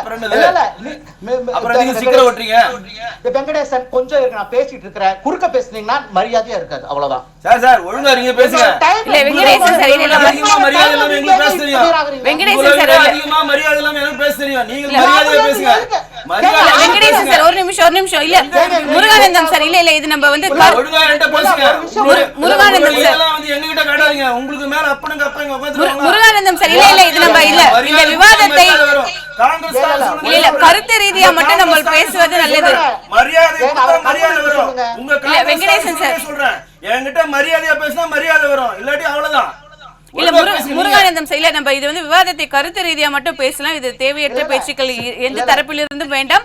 முருகானந்தம் சார், உங்க கருத்தை பதிவு பண்ணுங்க. இல்ல ஒரு விஷயத்தை நான் முன்னாடியே தெளிவுபடுத்துறேன். நான் பேச ஆரம்பிக்க ஒரு வார்த்தை ஆரம்பிக்கிறதுக்கு முன்னாடி அவர் குறுக்க வர்றாரு. நீங்க என்ன மாதிரி இதை மாடரேட் பண்றீங்கன்னு எனக்கு சொல்லணும். நான் வந்து இவ்வளவு நேரம் 2 பேர் பேசுனதை கேட்டுட்டு தான் இருந்தேன். நான் ஒரு வார்த்தை ஆரம்பிக்கிறதுக்கு முன்னாடி வந்து வாய் அடைச்சாருன்னா நீங்க என்ன பாத்துட்டு இருந்தீங்கன்னா என்ன நியாயம் இது? இல்ல நான் ஒரு வார்த்தை ஆரம்பிக்கிறதுக்கு முன்னாடி அவர் வந்து குறுக்கீடு பண்ண வந்தா அப்புறம் இவருக்கு மட்டுமே ஒதுக்கப்பட்டிருக்கு அந்த ஸ்லாட் இல்ல விவாதம். இல்ல நான் கேட்கிறேன், இல்ல நான் ஒரு 10 நிமிஷம் பேசியிருந்தா குறுக்க வந்திருந்தா கூட ஒரு நியாயம் இருக்கு. நான் பேச ஆரம்பிக்கிறதுக்கு முன்னாடியே வர்றாரு. என்ன மொத்த விவாதத்தையும் இவர் குத்தகை கொண்டிருக்காங்களா அவருக்கு? ஒண்ணு. ரெண்டாவது வந்து இதை வந்து பார்க்கணும். நான் வந்து இதில் கன்ஸ்ட்ரக்டிவான விஷயங்களை பேசிடுறேன். ஒன்று வந்து இந்த பட்ஜெட்ல வந்து சொல்லப்பட்டிருக்கக்கூடிய பல விஷயங்கள்ல வந்து தமிழ்நாட்டினுடைய வளர்ச்சிக்கானது, தமிழ்நாட்டினுடைய அடுத்த கட்டத்தை எடுத்துட்டு போறதுக்கான பல முக்கியமான விஷயங்களை சொல்லியிருக்காங்க. அது ஏற்கனவே தொடர்ந்து கொண்டு இருக்கிற திட்டங்கள் தான். இப்போ விளையாட்டுத்துறைக்கு ஒதுக்கப்பட்டிருக்கிற நிதியாகட்டும், அல்லது இப்போ அறிவுசார் வளாகங்களுக்கு ஒதுக்கப்பட்டிருக்கிற நிதியாகட்டும், அப்புறம் வந்து இது பல்வேறு நலத்திட்டங்களுக்கு ஒதுக்கப்பட்டிருக்கிற நிதியாகட்டும், இதெல்லாம் தமிழ்நாட்டினுடைய அடுத்த கட்டத்தை எடுத்துக்கொண்டு செல்லக்கூடிய திட்டங்கள் தான். ஒன்று. ரெண்டாவது வந்து 2 விஷயத்தை இதில் கோட் பண்ணியிருக்காங்க. ஒன்று, 16வது நிதிக்குழு தொடர்பான நிலைப்பாட்டை பற்றி நிதியமைச்சர் சொல்லியிருக்காங்க. இதனால வந்து மாநிலங்களுக்கான நிதி பங்கீடு குறையும் அப்படிங்கிற ஒரு அச்சத்தை வெளியிட்டிருக்கிறாங்க. ஒன்று. ரெண்டாவது வந்து ஜிஎஸ்டினால நமக்கு வருவாய் இழப்பு 20,000 கோடி ரூபாய் ஏற்பட்டிருக்கிறது. இது மத்தியில் ஆண்டு கொண்டிருக்கிற பாரதிய ஜனதா கட்சி அரசு தமிழ்நாட்டுக்கு எதிராக நடந்து கொண்டிருக்கின்ற வஞ்சனையான ஒருதலைப்பட்சமான நடவடிக்கைகளை வந்து அவர் கேள்விக்குட்படுத்தியிருக்கிறார். இது ஒரு முக்கியமான விஷயம். இப்போ வந்து நிர்மலா சீதாராமன் வந்து பாராளுமன்றத்தில் நிதிநிலை அறிக்கை தாக்கல் செய்யப்படுற போது தமிழ்நாட்டுக்கு வழங்கப்பட்டிருக்கிற திட்டங்கள், அந்த திட்டங்களுக்கு இவ்வளவு நிதி ஒதுக்கப்பட்டிருக்கிறது, இந்த சிறப்பு திட்டங்கள்லாம் வந்திருக்கு, எந்த விதமான அறிவிப்பையும் போன பட்ஜெட்ல அவங்க சொல்லவே கிடையாது. ஒன்று. ரெண்டாவது வந்து திரும்ப ரயில்வே திட்டங்களை பற்றி பேசுறாங்க. ரயில்வே பட்ஜெட்டையும் ஒழிச்சிட்டாங்க இவங்க. பிஜேபி வந்ததுக்கு முன்னாடி ரயில்வே பட்ஜெட்டையும் ஒழிச்சிட்டாங்க. ஒரு மாநிலத்திற்கு இத்தனை ரயில்வே வழித்தடங்கள், இத்தனை புதிய ரயில்கள்ங்கிற விவரங்களை வந்து நாம ரயில்வே பட்ஜெட்ல கொடுத்துக்கிட்டு இருந்தோம். இப்போ எந்த விதமான அந்த விவரங்களும் உங்களுக்கு தெரியாது. நீங்க வந்து எந்த ரூட்ல யாரு ட்ரெயின் விடுறாங்களோ, அது புதிய ரயில் விடப்படுதா அல்லது நிறுத்தப்படுதாங்கிற விவரம் வந்து பொதுவெளிக்கோ விவாதத்துக்கோ வராது, பாராளுமன்றத்துடைய விவாதத்துக்கு வராது. ரயில்வே பட்ஜெட்டையும் முழுக்க ஒழிச்சிட்டு நாங்க அதுக்கு அவ்வளவு நிதி கொடுத்தோம், அதுக்கு இது ஏன் இந்த வேலை நடக்கல அப்படின்னு சொன்னா அவங்க நிலம் எடுத்து தரல. இதெல்லாம் ஒரு காரணமா? நிலம் எடுப்பதில் எப்பவுமே பிரச்சனை இருக்கு. அதுக்கு போன ஐக்கிய முற்போக்கு கூட்டணி அரசாங்கம் தான் நிலம் கையகப்படுத்தல் மற்றும் மறுகுடியமர்வு சட்டத்தை கொண்டுட்டு வந்து அதில் இருக்கக்கூடிய பிரச்சனைகளை எல்லாம் சால்வ் பண்ணி காம்பன்சேஷன் கொடுக்கறதுக்கு, சொல்யூஷன் இது பண்றதுக்கான எல்லா வழிமுறைகளையும் வகுத்து கொடுத்துருச்சு. இப்ப எல்லா விஷயங்களையும் வந்து முழுமையாக இது பண்ணி எல்லாமே பண்ணி கொடுத்த பின்னாடி இவங்க நிதி ஒதுக்கவோ தமிழ்நாட்டுக்கான புதிய ரயில் திட்டங்களை தரவோ தயாரா இல்லை. கேட்டா அங்க நிலம் எடுத்து கொடுக்கல. இது எல்லாமே வந்து பொதுவாக அடித்து விடப்படுகின்ற பொய்கள், புரட்டுக்கள், பித்தலாட்டங்கள். இவங்க வந்து பர்டிகுலரா சொல்லுங்க, இந்த இதுக்கு இவ்வளவு ஒதுக்கி இருக்கிறோம், இந்த இதுக்கு இவங்க இதன் நிலம் எடுத்து தரல அப்படின்னு சொல்லுங்க. அஸ்வினி வைஷ்ணவன் ஆண்டுக்கு 200 பேர் செத்துக்கிட்டு இருக்கிறார் ரயில் விபத்துல. அந்த அதை பத்தி லஜ்ஜை இல்லாம வெக்கம் இல்லாம இருந்துகிட்டு இருக்காரு. அந்த ஆளு அவருக்கு முட்டு கொடுக்கறதுக்கு தமிழ்நாட்டில இருந்து கிளம்பி இருக்கிறாங்க. ஒண்ணு. ரெண்டாவது வந்து இதை பத்தி பேசுறாங்க. எடப்பாடி வந்து திரும்ப இத கடனை பத்தி எல்லாம் பேசுறாங்க. மத்திய அரசோட கடன் இப்ப எவ்வளவு? 145 லட்சம் கோடியை கடன் உருவாக்கிட்டு போயிருக்கீங்க. 32 லட்சம் கோடியா இருந்ததை இந்த 10 வருஷத்துல நீங்க 145 லட்சம் கோடியா நீங்க கடன் வாங்கி இருக்கிறீங்க. கடன் வாங்கறதுக்கு மோடிக்கு மட்டும் ரைட்ஸ் இருக்குது, அப்புறம் மாநிலங்களுக்கு ரைட்ஸ் இல்லையா? இல்ல மாநிலங்கள் என்ன மாநிலத்திற்கு தொங்குமா? மாநிலங்களுக்கு நலத்திட்டங்கள் செயல்பட்டு இருக்கிற நிதி நீங்க எப்படி கடன் வாங்குறீங்களோ அதே மாதிரி அரசியல் அமைப்பு சட்டத்துக்கும் இதுக்கும் கட்டுப்பட்டு கடன் வாங்கி செலவு பண்ற உரிமை மாநில அரசாங்கத்துக்கு இருக்குது. நீங்க மத்திய அரசாங்கத்துக்கு வந்து ஜிஎஸ்டி வருவாய் வருது, மத்திய பொதுத்துறை நிறுவனங்கள் மூலம் வருகின்ற ஈவுத்தொகை வருது, அதுபோக ரிசர்வ் வங்கியிலிருந்து கையை திருவி வந்து அதனுடைய ஈவுத்தொகையை பிடிக்கிறீங்க. இதெல்லாம் பிடிங்கிட்டு என்ன கொடுத்தீங்கன்னு கேட்டா எதுவுமே கிடையாது, பூஜ்ஜியம். தமிழ்நாட்டுக்கான வரி திட்டங்கள் பூஜ்ஜியம். எவ்வளவு வாங்குறீங்க? 1 ரூபாய் வாங்குறீங்கன்னா 29 பைசா தமிழ்நாட்டுக்கு கொடுக்குறீங்க. அதுக்கு டிலே பண்றீங்க. இதுல ஜிஎஸ்டி ஒதுக்கீடு, ஜிஎஸ்டி வரி பகிர்வு கொடுக்கறதுக்கு டிலே பண்றீங்க. இதுக்கு எவ்வளவு கொடுத்துருக்கீங்க? எஸ்எஸ்சி திட்டத்தினுடைய நிதி தமிழ்நாட்டினுடைய மாணவர்களுக்கு வர வேண்டிய நிதி, சட்டப்படியும் தார்மீகப்படியும் வர வேண்டிய நிதியை வந்து அடியில போட்டு வச்சு உட்காந்துக்கிட்டு சட்டம் பேசுறாங்க, திமிர் பேசுறாங்க. கேட்டா அதை பத்தி கேட்டா இதை மட்டும் கேட்கறாங்க. என்ன இவங்க முரசொலி பணம் வந்துச்சா? திமுக தலைவர் ஏன் மோடியோட கோவணத்துல இருந்தா கொடுத்தாங்க? பீகார்ல 10,000 ரூபாய் மக்கள் பகல் இருக்கு, அதுவும் மக்கள் வரி பணம் தானே? இல்ல நிதிஷ்குமார் கொடுத்தாரா? அவரு சொந்த வீட்டுல இருந்து கொண்டு வந்து கொடுத்தாரா அல்லது அம்மா அப்பாட்ட வாங்கிட்டு வந்து கொடுத்தாரா? ஏன் நீங்க கொடுக்கறதுனா ஒரு நியாயம். மற்ற மாநில அரசுகள், எதிர்கட்சி மாநில அரசுகள் ஒரு நலத்திட்டத்தை செஞ்சுன்னா அதுக்கு வந்து யாரு பணம்? அப்ப நோட்டு பணமா, வரி பணமா? எவ்வளவு பேசுறீங்க? பின்ன நீங்க மட்டும் இந்த மோடி வீட்டுல இருந்து பிடிக்கிட்டு வந்து கொடுக்குறீங்களா? இல்ல ஆர்எஸ்எஸ் தலைவர் மோகன் பகவத்தோட இதுல இருந்து கொண்டு வந்து கொடுக்குறாங்களா? ஆர்எஸ்எஸ் பணம் வருதா நாட்டுக்கு? அதுவும் நாட்டு மக்களோட வரி பணம் தானே. நாட்டு மக்களுடைய வரி பணத்துல இருந்து தான் நீங்க அந்த திட்டங்களை செயல்படுத்துறீங்க. அதே பெத்தல தான் பண்ண முடியும். ஏன் முழு பக்க விளம்பரங்கள் வந்து பிஜேபி அரசுகள் கொடுக்கறது இல்லையா? எங்க டெல்லியில் ஆளக்கூடிய பிஜேபி அரசு தமிழ்நாட்டில் வெளியாகக்கூடிய பத்திரிகையில் விளம்பரம் கொடுக்குறாங்க. உத்தரப்பிரதேசத்தில் ஆளக்கூடிய பிஜேபி அரசு தமிழ்நாட்டில் இருக்கிற பத்திரிகைகளுக்கு விளம்பரம் கொடுக்குறான். அப்ப இதெல்லாம் அவங்க அப்பா வீட்டு காசுல இருந்து கொடுக்குறான் ஆதித்யநாத், இல்ல டெல்லி முதலமைச்சர் அவங்க அம்மா வீட்டு காசுல இருந்து கொடுக்குறாங்களா? அதுக்கு மட்டும் எல்லாத்துக்கும் ரைட்ஸ் இருக்குதா? அல்லது அதுக்கு மட்டும் அவங்களுக்கு எல்லாத்துக்கும் உரிமை இருக்குதா? அது திமுக அரசு செஞ்சுட்டா மட்டும் அல்லது எதிர்கட்சிகளால் அரசுக்கு செஞ்சுட்டா மட்டும் வரிப்பணம்னு கூச்சல் போடுறீங்க. ஏன் நீங்க வரிப்பணத்தை செலவு பண்ணதே இல்லையா விளம்பரங்களுக்கு? அதிமுக ஆட்சியில் இருக்கீல.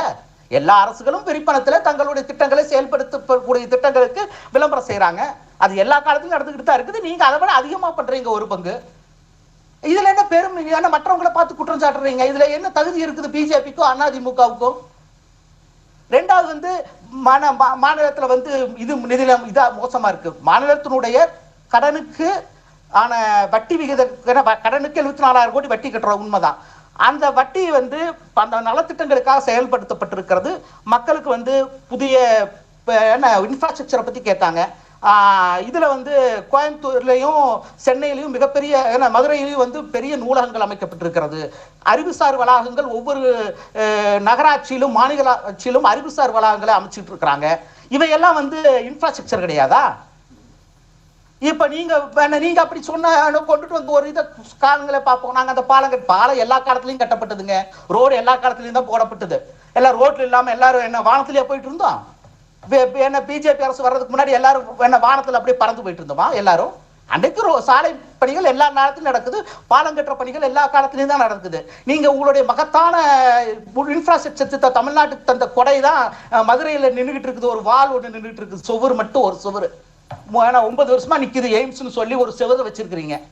இந்த லட்சணத்துல தமிழ்நாட்டில் என்ன இன்ஃப்ராஸ்ட்ரக்சர் நடக்குதுன்னு கேட்கறதுக்கு பிஜேபிக்கும் ஊதுகுழலா இருக்கு, பிஜேபியோட ஊதுகுழலா இருக்கிறவங்க வெக்கப்படுறதே கிடையாது. அதை பத்தி போய் கேட்டு தமிழ்நாட்டுக்கான வஞ்சனைக்கூடிய பாரதிய ஜனதாவை கேட்கிற துப்பா கூட இன்னைக்கு உறவாடிட்டு இருக்கிற எடப்பாடி கிடையாது. ஒவ்வொரு காலகட்டத்திலும் தமிழ்நாட்டுக்கு எதிராக வஞ்சிப்போடு ஓரவஞ்சனையோடு மாற்றாந்தாய் மனப்பான்மையோடு பிஜேபி அரசு நடந்துகிட்டு இருக்குது. அதை போய் கேட்கறதுக்கு எடப்பாடிக்கு துப்பு கிடையாது. இங்க வந்து ஷோ காமிச்சுக்கிட்டு இருக்கிறாரு சட்டமன்றத்தில் அவர் இவ்வளவு பேசுறீங்க. சட்டமன்றத்தில் எதிர்கட்சி தலைவரை காமிக்கவே இல்லை அப்படின்னு. ஏங்க நீங்களாம் பேசலாமா? பாராளுமன்றத்தில் குடியரசுத் தலைவர் விவாதத்தின் மீது நடந்து கொண்டிருக்கிற விவாதத்தின் மீது எதிர்கட்சி தலைவர் பேசிட்டு இருக்க மைக் ஆஃப் பண்றவங்க பிஜேபி காரங்க, அதுக்கு துணை போறவங்க அதிமுக காரங்க. நீங்க வந்து இதை பத்தி எல்லாம் பேசுறீங்க. ரெண்டாவது சட்டமன்ற நிகழ்வுகள் நேரடி ஒளிபரப்பு பண்ணப்படணும்னு கேட்ட போது அதெல்லாம் பண்ண முடியாது படுத்துறது அதிமுக அரசு. இன்றைக்கு சட்டமன்ற நிகழ்ச்சிகள் நேரடியாக ஒளிபரப்பு செய்யப்படுகிறது. மக்கள் அதில் நடக்கிற விவாதங்களை பார்க்குறாங்க. இதில் இந்த விவாதங்களில் பங்கெடுத்து அரசாங்கத்தினுடைய தவறுகளையோ அல்லது குறைகளையோ சுட்டிக்காட்டி ஒரு ஆக்கப்பூர்வமாக எதிர்க்கட்சியாக செயல்படுகிற அறிவோ துப்போ திராணியோ அதிமுகவுக்கு அதில் இருக்கிற தலைவர்களுக்கு கிடையாது. அப்போ இவங்க எக்ஸ்போஸ் ஆயிடுவாங்க. அப்படிங்கிறதுனால இவங்களுடைய முட்டாள்தனமும் இவங்களுடைய அறிவின்மையும் வெளிப்பட்டிருக்கிறதுக்காக இவங்க வந்து இந்த மாதிரி ஷோக்களை நடத்திட்டு ஒரு விவாதத்திலையும் பங்கெடுக்காம ஓடிடுறாங்க. நீங்க பேசின போது நான் குறுக்கிடல. இந்த முட்டாள்தனம் இதெல்லாம் வந்து தவறான வார்த்தை பிரயோகத்தை நீங்க பயன்படுத்த முடியல.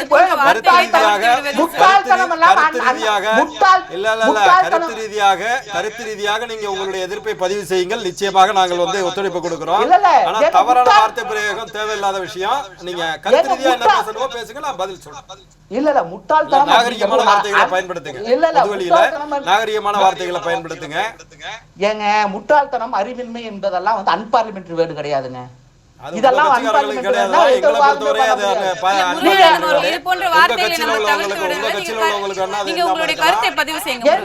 ஒத்துக்கொள்ள மாட்டார். இளப்புகழேந்தி அண்ணனே ஒரு சிறந்த பேச்சாளர், அவர் ஒத்துக்க மாட்டார் இந்த மாதிரி வார்த்தை பிரயோகம். கருத்து ரீதியாக பேசுங்க, கருத்து ரீதியாக பேசுங்க. உங்க கட்சிக்காரங்கள்ட்ட பேசுற மாதிரி முதுவலியில பேச வேண்டாம். எங்க கட்சிக்காரங்கிட்ட நாங்க என்ன வேணாலும் பேசுவோம். அதுதான் சொல்றேன். அதையெல்லாம் நீங்க ஒண்ணும் பண்ண வேண்டாம். ரெண்டாவது வந்து அதாவது வந்து எடப்பாடிக்கோ மோடிக்கோ வந்து பிரைஸ் பண்றதுக்காக நாங்க வந்து இங்க பேச வரல. ஃபர்ஸ்ட் அதை புரிஞ்சுக்கங்க. நாங்க வந்து எங்க வேலை அது கிடையாது. அது உங்க வேலை, ஏன் வேலை கிடையாது. நான் விமர்சிக்கிறதுக்காக தான் வந்திருக்கிறேன். நான் என்ன பேசுறேன் அப்படிங்கறத வந்து நீங்க டிட்டர்மைன் பண்ண முடியாது. ஃபர்ஸ்ட் தவறான வார்த்தைகளை சொல்றாங்க, அவ்வளவுதான் சொல்றேன். நீங்க கருத்துக்களை சொல்றத பத்தி உங்களுக்கு அடிப்படை உரிமை இருக்கு. அதுல எல்லாம் ஒண்ணு. அப்புறம் நீங்க வந்து இது அப்புறம் அவரு பேசல எவ்வளவோ சொன்னாரு. அதெல்லாம் வந்து உங்களுக்கு தெரியல. அப்பெல்லாம் நான் அமைதியா தான் இருந்தேன். அப்போ ஒன்னுக்கு நான் வந்து பேசின வார்த்தைகளுக்கு எடுத்து பதில் பேசினா இன்னும் மணிக்கணக்கில் பேசலாம். நீங்கள் பயன்படுத்துகின்ற வார்த்தைகள் உங்கள் தரத்தை காட்டும். அதைத்தான் நான் சொல்றேன். அண்ணனே ஏத்துக்க மாட்டார். அண்ணா புகழேந்தி அண்ணனே இதை ஏத்துக்க மாட்டார். இப்போ அடுத்து பார்த்தீங்கன்னா புகழேந்தி சார், திமுகவை சேர்ந்து புகழேந்தி அவர்கள் நம்மளோட இணைஞ்சிருக்காரு. அவர்கிட்ட பேசுவோம். சார், இப்போ பார்த்தீங்கன்னா இன்றைய பட்ஜெட் வந்து தமிழர்களுக்கு வந்து இது வந்து ஒரு செயற்கையான நெருக்கடியை கொடுப்பதற்கு வந்து மத்திய அரசு முயல்கிறதுங்கிற மாதிரியான ஒரு குற்றச்சாட்டை வந்து திமுக அரசு முன் வச்சிருக்காங்க. இந்த இடைக்கால பட்ஜெட் எப்படி இருக்கு? இப்போ எதிர்க்கட்சிகள் வந்து அதிமுக, பாஜக வந்து கடுமையான விமர்சனங்களை முன் வச்சிட்டு இருக்காங்க. நீங்க இதை எப்படி பாக்குறீங்க சார்? இன்றைக்கு மேடம் இடைக்கால பட்ஜெட் என்பதை முதல்ல புரிஞ்சுக்கணும். இங்க பேசக்கூடியவர்கள் எல்லாம் விவரம் தெரிஞ்சவர்கள் எல்லாம் இருக்கலாம், ஆனா இது இடைக்கால பட்ஜெட். இந்த இடைக்கால இன்டீரியம் பட்ஜெட் அப்படின்றதுல வளர்ச்சி விகிதத்தையும் வளர்ச்சி நிலையில் இருப்பதை எடுத்து வச்சுதான் ஒரு இடைக்கால பட்ஜெட் செய்ய முடியும். அந்த பட்ஜெட்டின் அடிப்படையில நம்முடைய அரசு இன்றைக்கு திராவிட மாடல் அரசு செய்திருக்கிற இந்த பட்ஜெட் என்பது மிகப்பெரிய அளவிற்கு திறமையின் காரணமாக, ஆற்றலின் காரணமாக இந்த அளவிற்கு மக்களுக்கான நன்மைகளை செய்வதற்கான அறிவிப்புகளையும் அதற்கான நிதி ஒதுக்கீடுகளையும் செஞ்சிருக்காங்க. செயற்கை நிதி ஒதுக்கீடு நம்ம சொன்னா எல்லாத்தையும் பேசிட்டு இருக்கிற எல்லாருமே நம்ம கேட்கிறோம். இப்போ தமிழ்நாடு அரசாங்கத்திற்கு ஏன் இப்படிப்பட்ட ஓர வஞ்சனைகளை மாற்றாந்தாய் மனப்பான்மையோடு யூனியன் கவர்மெண்ட் இருக்குன்றதுதான் நம்ம கேள்வி. நிறைய பேசிட்டாங்க, ஆனா நான் சொல்றேன் 9200 கோடி ஜிஎஸ்டினா என்ன சார்? ஜிஎஸ்டியினுடைய நிலை என்னன்னு தெரியுமில்ல? இவங்க எல்லாம் இப்ப பேசுறவங்களுக்காக சொல்றேன். கார்பரேட்டுகளுக்கான வரி சுமார் 11.12 லட்சம் கோடி இன்னைக்கு இருக்கு, அது அப்படியே வச்சிருக்காங்க. ஆனால் மறைமுகமாக போடப்படுகின்ற ஜிஎஸ்டியில 15 லட்சம் கோடியாக ஜிஎஸ்டி உயர்ந்திருக்கு. சாமானிய மக்களினுடைய ரத்தத்தை குடிக்கக்கூடிய ஜிஎஸ்டியை கார்பரேட் வரி வசூலை விட தனிநபர் வரிவாய் வந்து வசூலிக்கின்ற விதம் ஏழை எளிய மக்களிடம் அதிகமாக இருக்குது. முதல்ல அதை வந்து தெரிஞ்சுக்கணும். இப்படிப்பட்ட அந்த ஜிஎஸ்டியில மாநில அரசு தமிழக அரசுக்கு தரவே நிலுவையில் எவ்வளவு இருக்குன்னா 9200 கோடி நிலுவை. இப்ப கல்வி இருக்கு, நாம கல்வியில உயர்கல்வித்துறையில அவங்களுடைய யூனியன் கவர்மெண்ட் டிபார்ட்மெண்ட்ஸ் மூலியமாகவே ஆய்வுகளின் மூலமாக தெளிவாக எடுத்த கணக்கெடுகள் மூலமாக தமிழ்நாடு முதன்மையான நிலையில் இருக்கு. அதை முதல்ல புரிஞ்சுக்கணும். உயர்கல்வி நிலையில முதன்மையான நிலையில் தமிழ்நாடு 2ஆம் கட்ட அளவிலே அதனுடைய நிலைப்பாடுகள் என்றுதான் அறிக்கைகள் வருது. அதிகாரிகள் ஒழுங்கா செஞ்சு கொடுத்த அறிக்கைகள். அந்த நிலையில் இருக்கிற நாமோ இவர்களுடைய ஆட்சி, டபுள் இன்ஜின் ஆட்சி நடக்குது. அந்த மாநிலங்களுடைய நிலையை பார்த்தீங்கன்னா கொடூரமாக இருக்கு, கல்வியிலையும் மற்றவையிலையும். இந்த கல்விக்கு நமக்கு 3450 கோடி வரவேண்டிய பணம் நிலுவையில் வச்சுக்கிட்டு இருந்தா என்ன அர்த்தம்? இதுதான் செயற்கைன்னு சொன்னோம். அதே மாதிரி பாருங்க, சொன்னாங்க போஸ்ட் இது அடிச்சுக்குவாங்களாம், லேபிள் எடுத்து ஒட்டிக்குவாங்களாம். என்ன லேபிள் எடுத்து ஒட்டிக்கிறாங்க? மாநில அரசு செய்கின்ற தொகை, செலவின்ற செலவு நீ அறிவிக்கிறது திட்டம் யூனியன் கவர்மெண்ட் ஜல் ஜீவன் வாங்க. ஜல் ஜீவன் திட்டத்துல 3112 கோடி நிலுவையில இருக்கு. ஜல் ஜீவன் திட்டத்தை அறிவிச்சாச்சு, அறிவிச்சுட்டு இங்க செஞ்சிட வேண்டியது. அதே மாதிரிதான் இந்த கோவை, மதுரை, திருச்சி இந்த இது மெட்ரோ ரயில் சிஸ்டம், அதுக்கு மாநில அரசு கொடுத்த தொகையை நிலுவையில வச்சுக்கிட்டு அத யூனியன் கவர்மெண்ட் கடன் சொல்றாங்க. கடன் இல்லை, அளிக்க வேண்டிய தொகையை அளிக்காம இப்படி தவறான செய்திகளை மக்கள் மன்றத்தில் செய்து கொண்டிருப்பது மிகப்பெரிய கொடூரமான செயல். அதுக்காக தான் சொல்றோம். இப்ப நாம நான் என்னத்துக்கு சொல்றேன்னா, மக்களுக்கு இப்ப எல்லா வகையில் இவ்வளவு நெருக்கடிகள் இருந்தாலும் கூட, இவ்வளவு கடுமையான நெருக்கடிகளை கொடுக்கின்ற நிலையிலும் கூட நம்முடைய முதலமைச்சர் அவர்கள் மிகச் சிறப்பாக இன்றைக்கு இரட்டை இலக்க வளர்ச்சியாக 11.19% நம்முடைய வளர்ச்சி விகிதத்தை நம்முடைய முதல்வர் காட்டியிருக்காருன்னா அது எந்த அளவிற்கு திறமையான அரசு. இந்த அரசுக்கு நிதி பகிர்வு முறையில இனிமேல் வருகின்ற மாற்றங்கள் தேவைன்னு நம்ம சொல்றோம். இப்ப தாய் மாணவர் திட்டமாக இருந்தாலும் சரி, அன்பு சோலை திட்டமாக இருந்தாலும் சரி, மாற்றுத்திறனாளிகள்ல கணவரால் கைவிடப்பட்டவர்களை அவர்களுக்கு செய்யக்கூடிய நிலைகளிலும் எத்தனை ஆயிரம் கோடிகள் ஒதுக்கப்பட்டு நன்மைகள் செய்யப்படுகின்றன என்பதும் தெளிவா திட்டங்களின் மூலமாக பலனடைந்தவருடைய எண்ணிக்கையை நம்முடைய அமைச்சர் அவர்கள், நிதியமைச்சர் என்னுடைய அன்பு சோதரர் தங்கம் தென்னரசு அவர்கள் அழகாக கொடுத்திருக்கிறாங்க. அதை போல வேளாண்மை, நம்முடைய மாண்புமிகு வேளாண்மை துறை அமைச்சர் கே பன்னீர்செல்வம் அவர்கள் மிக தெளிவாக தன்னுடைய அந்த பட்ஜெட் உரையில தெளிவாக வெளியிட்டிருக்கிறாங்க. இதெல்லாம் எந்த மாநிலத்தில் இருக்கு? எந்த மாநிலத்தில் இப்படிப்பட்ட பட்ஜெட்டினுடைய அறிவிப்புகள் மிக தெளிவாக நாம இப்பயும் கேட்கிறோம். வேளாண்மை துறைக்கு தனி பட்ஜெட் போட்ட இந்த அரசாங்கத்தை பார்த்து ஏற்கனவே ரயில்வேக்கு இருந்த தனி பட்ஜெட்டை ஒன்னா சேர்த்துக்கிட்ட அவர்கள் நம்மிடம் கேட்கிறார்கள். இந்த ரயில்வே பட்ஜெட்டின் மூலமாக இவர்கள் செய்திருக்க வேண்டிய செயல்கள், இப்ப விபத்துக்கள் அதிகம் கூட நண்பர் ஒருத்தர் சொன்னார். ஏன் தெரியுங்களா? கிட்டத்தட்ட 20,000 கோடி ரூபாய்க்கு மேல் இந்தியா முழுவதும் தண்டவாளங்களை சீர் செய்வதற்காக அறிவிக்கப்பட்ட ஒரு திட்டத்திற்கு 1 ரூபாய் கூட நிதி ஒதுக்கல. அப்ப என்ன அர்த்தம்? தண்டவாளங்களை சீர் செய்வது என்பதுல முக்கியமான வேலை. ஆனா அதுக்கு நிதி ஒதுக்காம இவர்களுடைய வேலைகளை பார்த்து கொண்டிருப்பதை நாம மிக முக்கியமாக இங்கே எடுத்து சொல்ல வேண்டிய கடமை நமக்கு இருக்கு.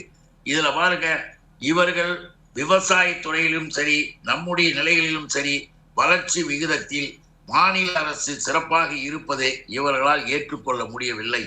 அவைலபிள் ரிசோர்சஸ் வச்சுக்கிட்டா சார் பட்ஜெட்டு, அவைலபிள் ரிசோர்சஸ் வச்சுக்கிட்டா இந்த பட்ஜெட்டு. அந்த அடிப்படையில் தான் நம்ம சொல்றோம், யூனியன் கவர்மெண்ட் செய்திருக்கக்கூடிய நிலைப்பாட்டில் வரி பகிர்வு குறைவாக இருக்கிறது. தமிழ்நாட்டிற்கு 5,000 கோடி கடன் மெட்ரோ ரயில் சொல்லி இருக்கிறது. 5,000 கோடி மாநில அரசு கொடுத்ததை திருப்பி கொடுக்கறதுக்கு கூட முடியாம இந்த அம்மையார் மூலமாக இங்கே தெளிவிக்கப்பட்டிருக்கு. அதனாலதான் சொல்றோம், எல்லா வகையிலும் இன்னைக்கு பாருங்க, இந்தியா ஏன் சிரமப்படுது? இந்திய துணை ட்ரம்ப் என்ன சொல்றாரு?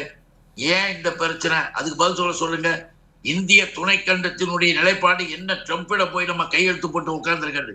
அமெரிக்க ஐக்கிய நாடுகள்ல 18% இந்தியாவில் இருக்கிற பொருட்களுக்கு அங்க போய் இறங்கினா டாக்ஸ்ன்ட்டாரு இந்த ட்ரம்ப். சொல்லிட்டு இந்தியாவிற்கு இறக்குமதி செய்யப்படுகின்ற அமெரிக்க பொருட்களுக்கு நோ டாக்ஸ். ஏன் வரி சலுகை? அதுவும் என்ன? வேளாண்மை பொருட்கள், அதிலும் வரக்கூடியது நம்முடைய கைவினை தொழிலாளர்கள் தயாரிக்கக்கூடிய பொருட்கள்லாம் இறக்குமதி ஆக போகுது. அதுக்கெல்லாம் டாக்ஸ் கிடையாது. டாக்ஸ் கிடையாது என்பதை மோடி அரசாங்கம் தெளிவாக சொல்லிட்டு உட்கார்ந்து இருக்குது. இது இந்திய நாட்டையே அயல் நாட்டுகளுக்கு விற்பனை செய்யக்கூடிய அளவிற்கு வியாபாரம் செய்கின்ற கொடுமையை செய்கின்ற பிஜேபி அரசும் அதுக்கு ஒத்து போகின்ற அதிமுக என்பதுல இன்னைக்கு பட்ஜெட்டை பத்தி என்னன்னு தெரியாது, ஒண்ணுமே புரியாதவர்கள் எதை வேணாலும் பேசலாம். என்னமோ காசு வருது, என்னமோ அதை எடுத்து செலவு பண்றாங்க, இதை செலவு பண்றாங்க. பார், தெளிவாக தமிழ்நாட்டினுடைய நிலைப்பாட்டில் இன்றைய நிதி நெருக்கடிகளுக்கு இடையிலும் கூட மாநில சர்க்கார் முதன்மை மாநிலமாக பல துறைகளில் இருப்பதை நம்முடைய முதல்வர் அவர்கள் தெளிவாக எடுத்து காட்டியிருக்கார். அமைச்சரும் எடுத்து காட்டியிருக்கார். வேளாண்மை துறை அமைச்சரும் மிக தெளிவாக பதிவு செய்திருக்கிறார்கள். அப்படி இருக்கும் பொழுது நீங்க இதை செய்யலாம், இதை இன்னும் செய்யலாம், இது கொஞ்சம் சேர்த்து கொடுங்க, அப்படி இப்படின்னு ஏதாவது ஒரு ஆலோசனை உரையாக கூட நீங்க பேசினா கூட அது என்னன்னு கேட்டு நம்ம பதில் சொல்லலாம். அதை விட்டுட்டு இந்தியாவை விற்பனம் செய்து கொண்டு கார்பரேட் கம்பெனிகளுக்கு எல்லாம் சொந்தமாக்கி கொண்டு இருக்கிறவர்களுக்கு ஆதரவாக பேசுவதை நான் வன்மையாக கண்டிக்கிறேன். தமிழகத்தை பொறுத்தவரையில் மிகச்சிறந்த மாநில அரசு திராவிட மாடல் அரசு, மக்களுடைய அரசு. அதைத்தான் இங்க பதிவு செய்யலாம். சார், இப்போ பார்த்தீங்கன்னா இந்தியாவிலே 2வது பெரிய பொருளாதார இதுவாக ஸ்டேட்டாக தமிழ்நாடு இருக்குது அப்படின்னு சொல்லி தங்கம் தென்னரசு அவர்கள் சொல்லியிருக்காங்க. இது எப்படி பார்க்குறீங்க? ஏன்னா அவங்க சொல்லும்போதே வளர்ந்த ஒரு மாநிலமாக இருக்குது அப்படிங்கிறதானே சொல்கிறாங்க. பெருமைப்பட்டுக்க வேண்டியது நாங்கள் தான். 31 ஆண்டுகள் ஆட்சியில் இருந்தது நாங்கள் தான். தமிழ்நாடு தனிநாடாக இருந்திருந்தால் உலக வல்லரசாக மாறி இருக்குன்னு அமர்த்தியா சென் சொன்னார். அது வேற. இப்போ ஜென்ரலாக அதிக ஆண்டுகள் ஆட்சியில் இருந்தது நாங்கள். அப்போ அதுக்கான ரைட்டை அதிகமாக கிளைம் பண்ண வேண்டியது நாங்கள். நண்பர் முருகானந்தம் அவர்கள் ரயில்வே பட்ஜெட்டில் எதுவுமே ஒதுக்கலை அப்படிங்கிற மாதிரி சொன்னார். 7,600 கோடி ரூபாய் மத்திய அரசு ஒதுக்கி இருக்கிறது. ஏற்கனவே 2ஆம் கட்ட மெட்ரோ பணிகளுக்காக 64,000 கோடி எடப்பாடியார் அவர்கள் கவர்மெண்ட் இருந்தபோது மத்திய அரசிலிருந்து நாங்கள் நிதியை பெற்றுக் கொடுத்தோம். 11 மருத்துவக் கல்லூரிகளை ஒரே ஆண்டில் தமிழகத்திற்கு தாரை வார்த்து தந்தது மத்திய அரசு. ஏதோ தவறாக நாங்கள் ஏதோ தவறான வார்த்தை பிரயோகம்லாம் அவர் சொன்னார். அது எனக்கு உடன்பாடு கிடையாது. தமிழர்களுடைய உரிமையை நாங்கள் எந்த இடத்திலும் விட்டுக் கொடுத்தது கிடையாது. இவர்களைப் போல 1.5 லட்சம் தமிழர்களை கொன்று குவித்த, ஈழத்தமிழர்களை கொன்று குவித்த காங்கிரஸ் பேர் இயக்கத்தோடு கூட்டணியில் இருந்ததும் கிடையாது. தமிழகத்திற்கு ஒரு சொட்டு தண்ணீரை தரமாட்டேன் என்று சொல்கின்ற டி.கே. சிவகுமாரை இந்தியா கூட்டணியில் வைத்துக்கொண்டு அரசியல் தேர்தல் வருதுங்க, இப்பயாவது கொஞ்சம் அடக்கி வாசுங்கன்னு சொல்லாமல் அதை தமிழர்களுடைய உரிமைகள் எக்கேடு கட்டாலும் பரவாயில்லை, நம்ம இந்தியா கூட்டணி கரெக்டாக இருந்தால் போதுன்னு சொல்லி இப்போ 6,000 கோடி ரூபாய் ஒதுக்கி இருக்கிறாங்க. குழு அமைச்சிருக்கிறாங்க மேகதாது அணைக்காக.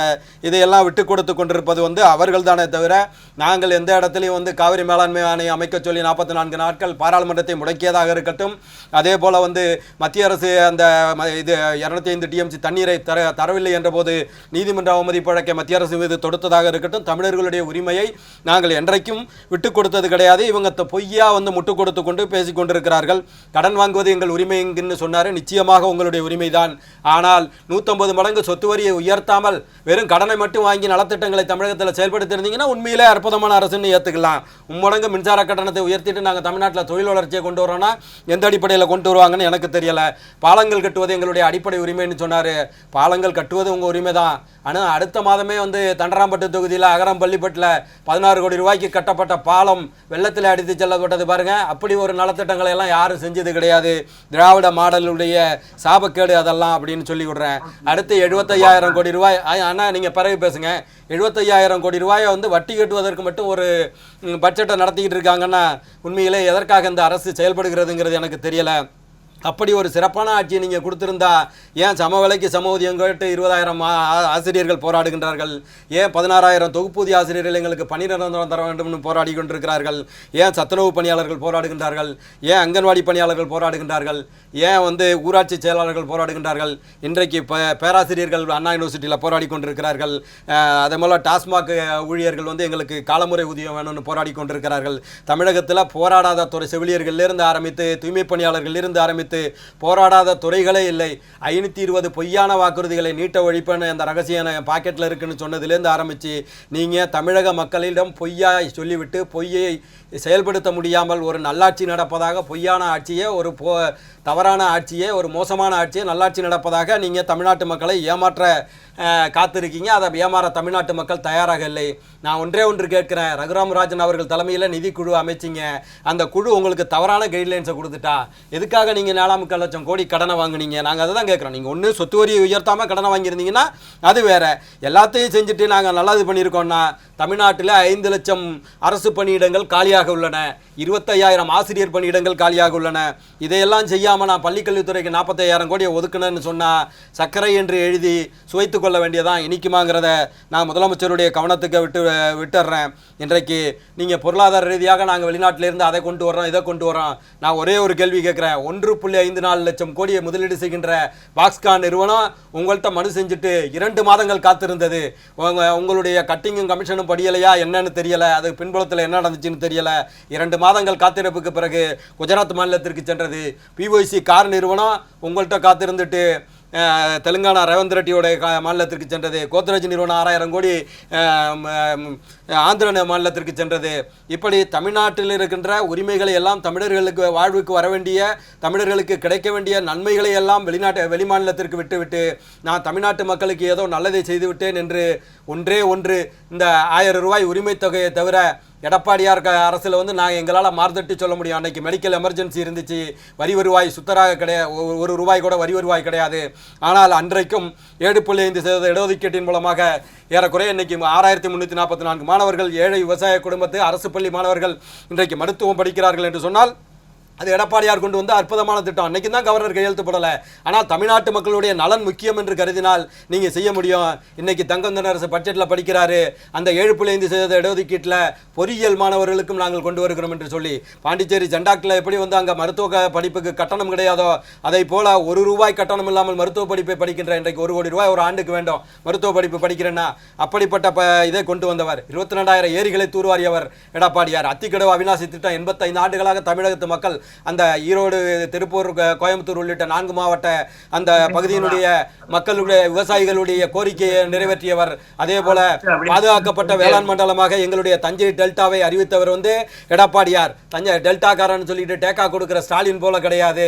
அதை அந்த தஞ்சை டெல்டாவில் வந்து ஹைட்ரோ கார்பனும் மீத்தேனும் எடுப்பது. அண்ணா நீங்கள் பிறகு பேசுங்க. அண்ணா புகழேந்தி என்ன பிறகு பேசுங்க.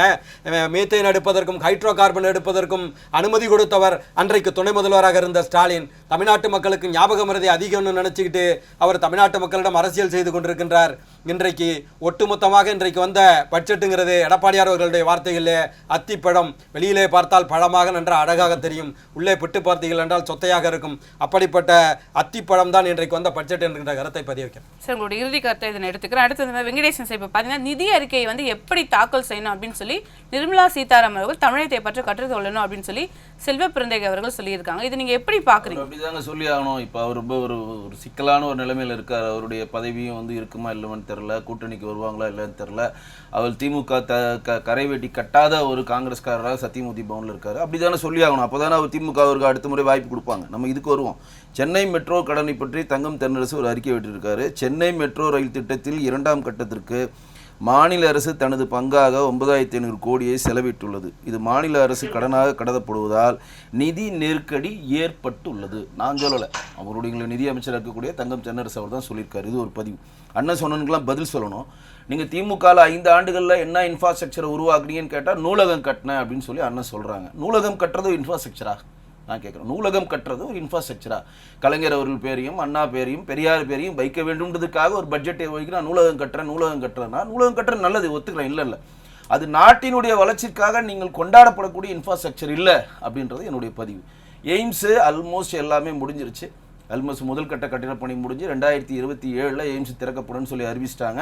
நிலகம் கையகப்படுத்துறதுக்கு மாநில அரசு லேட் பண்ணதுனால தான் லேட் ஆகுதுன்னு நம்மளோட அறிக்கையை இங்கே பதிவு பண்ணுறோம். மறுப்பு சொன்னால் மறுப்பு சொல்லுங்கள்.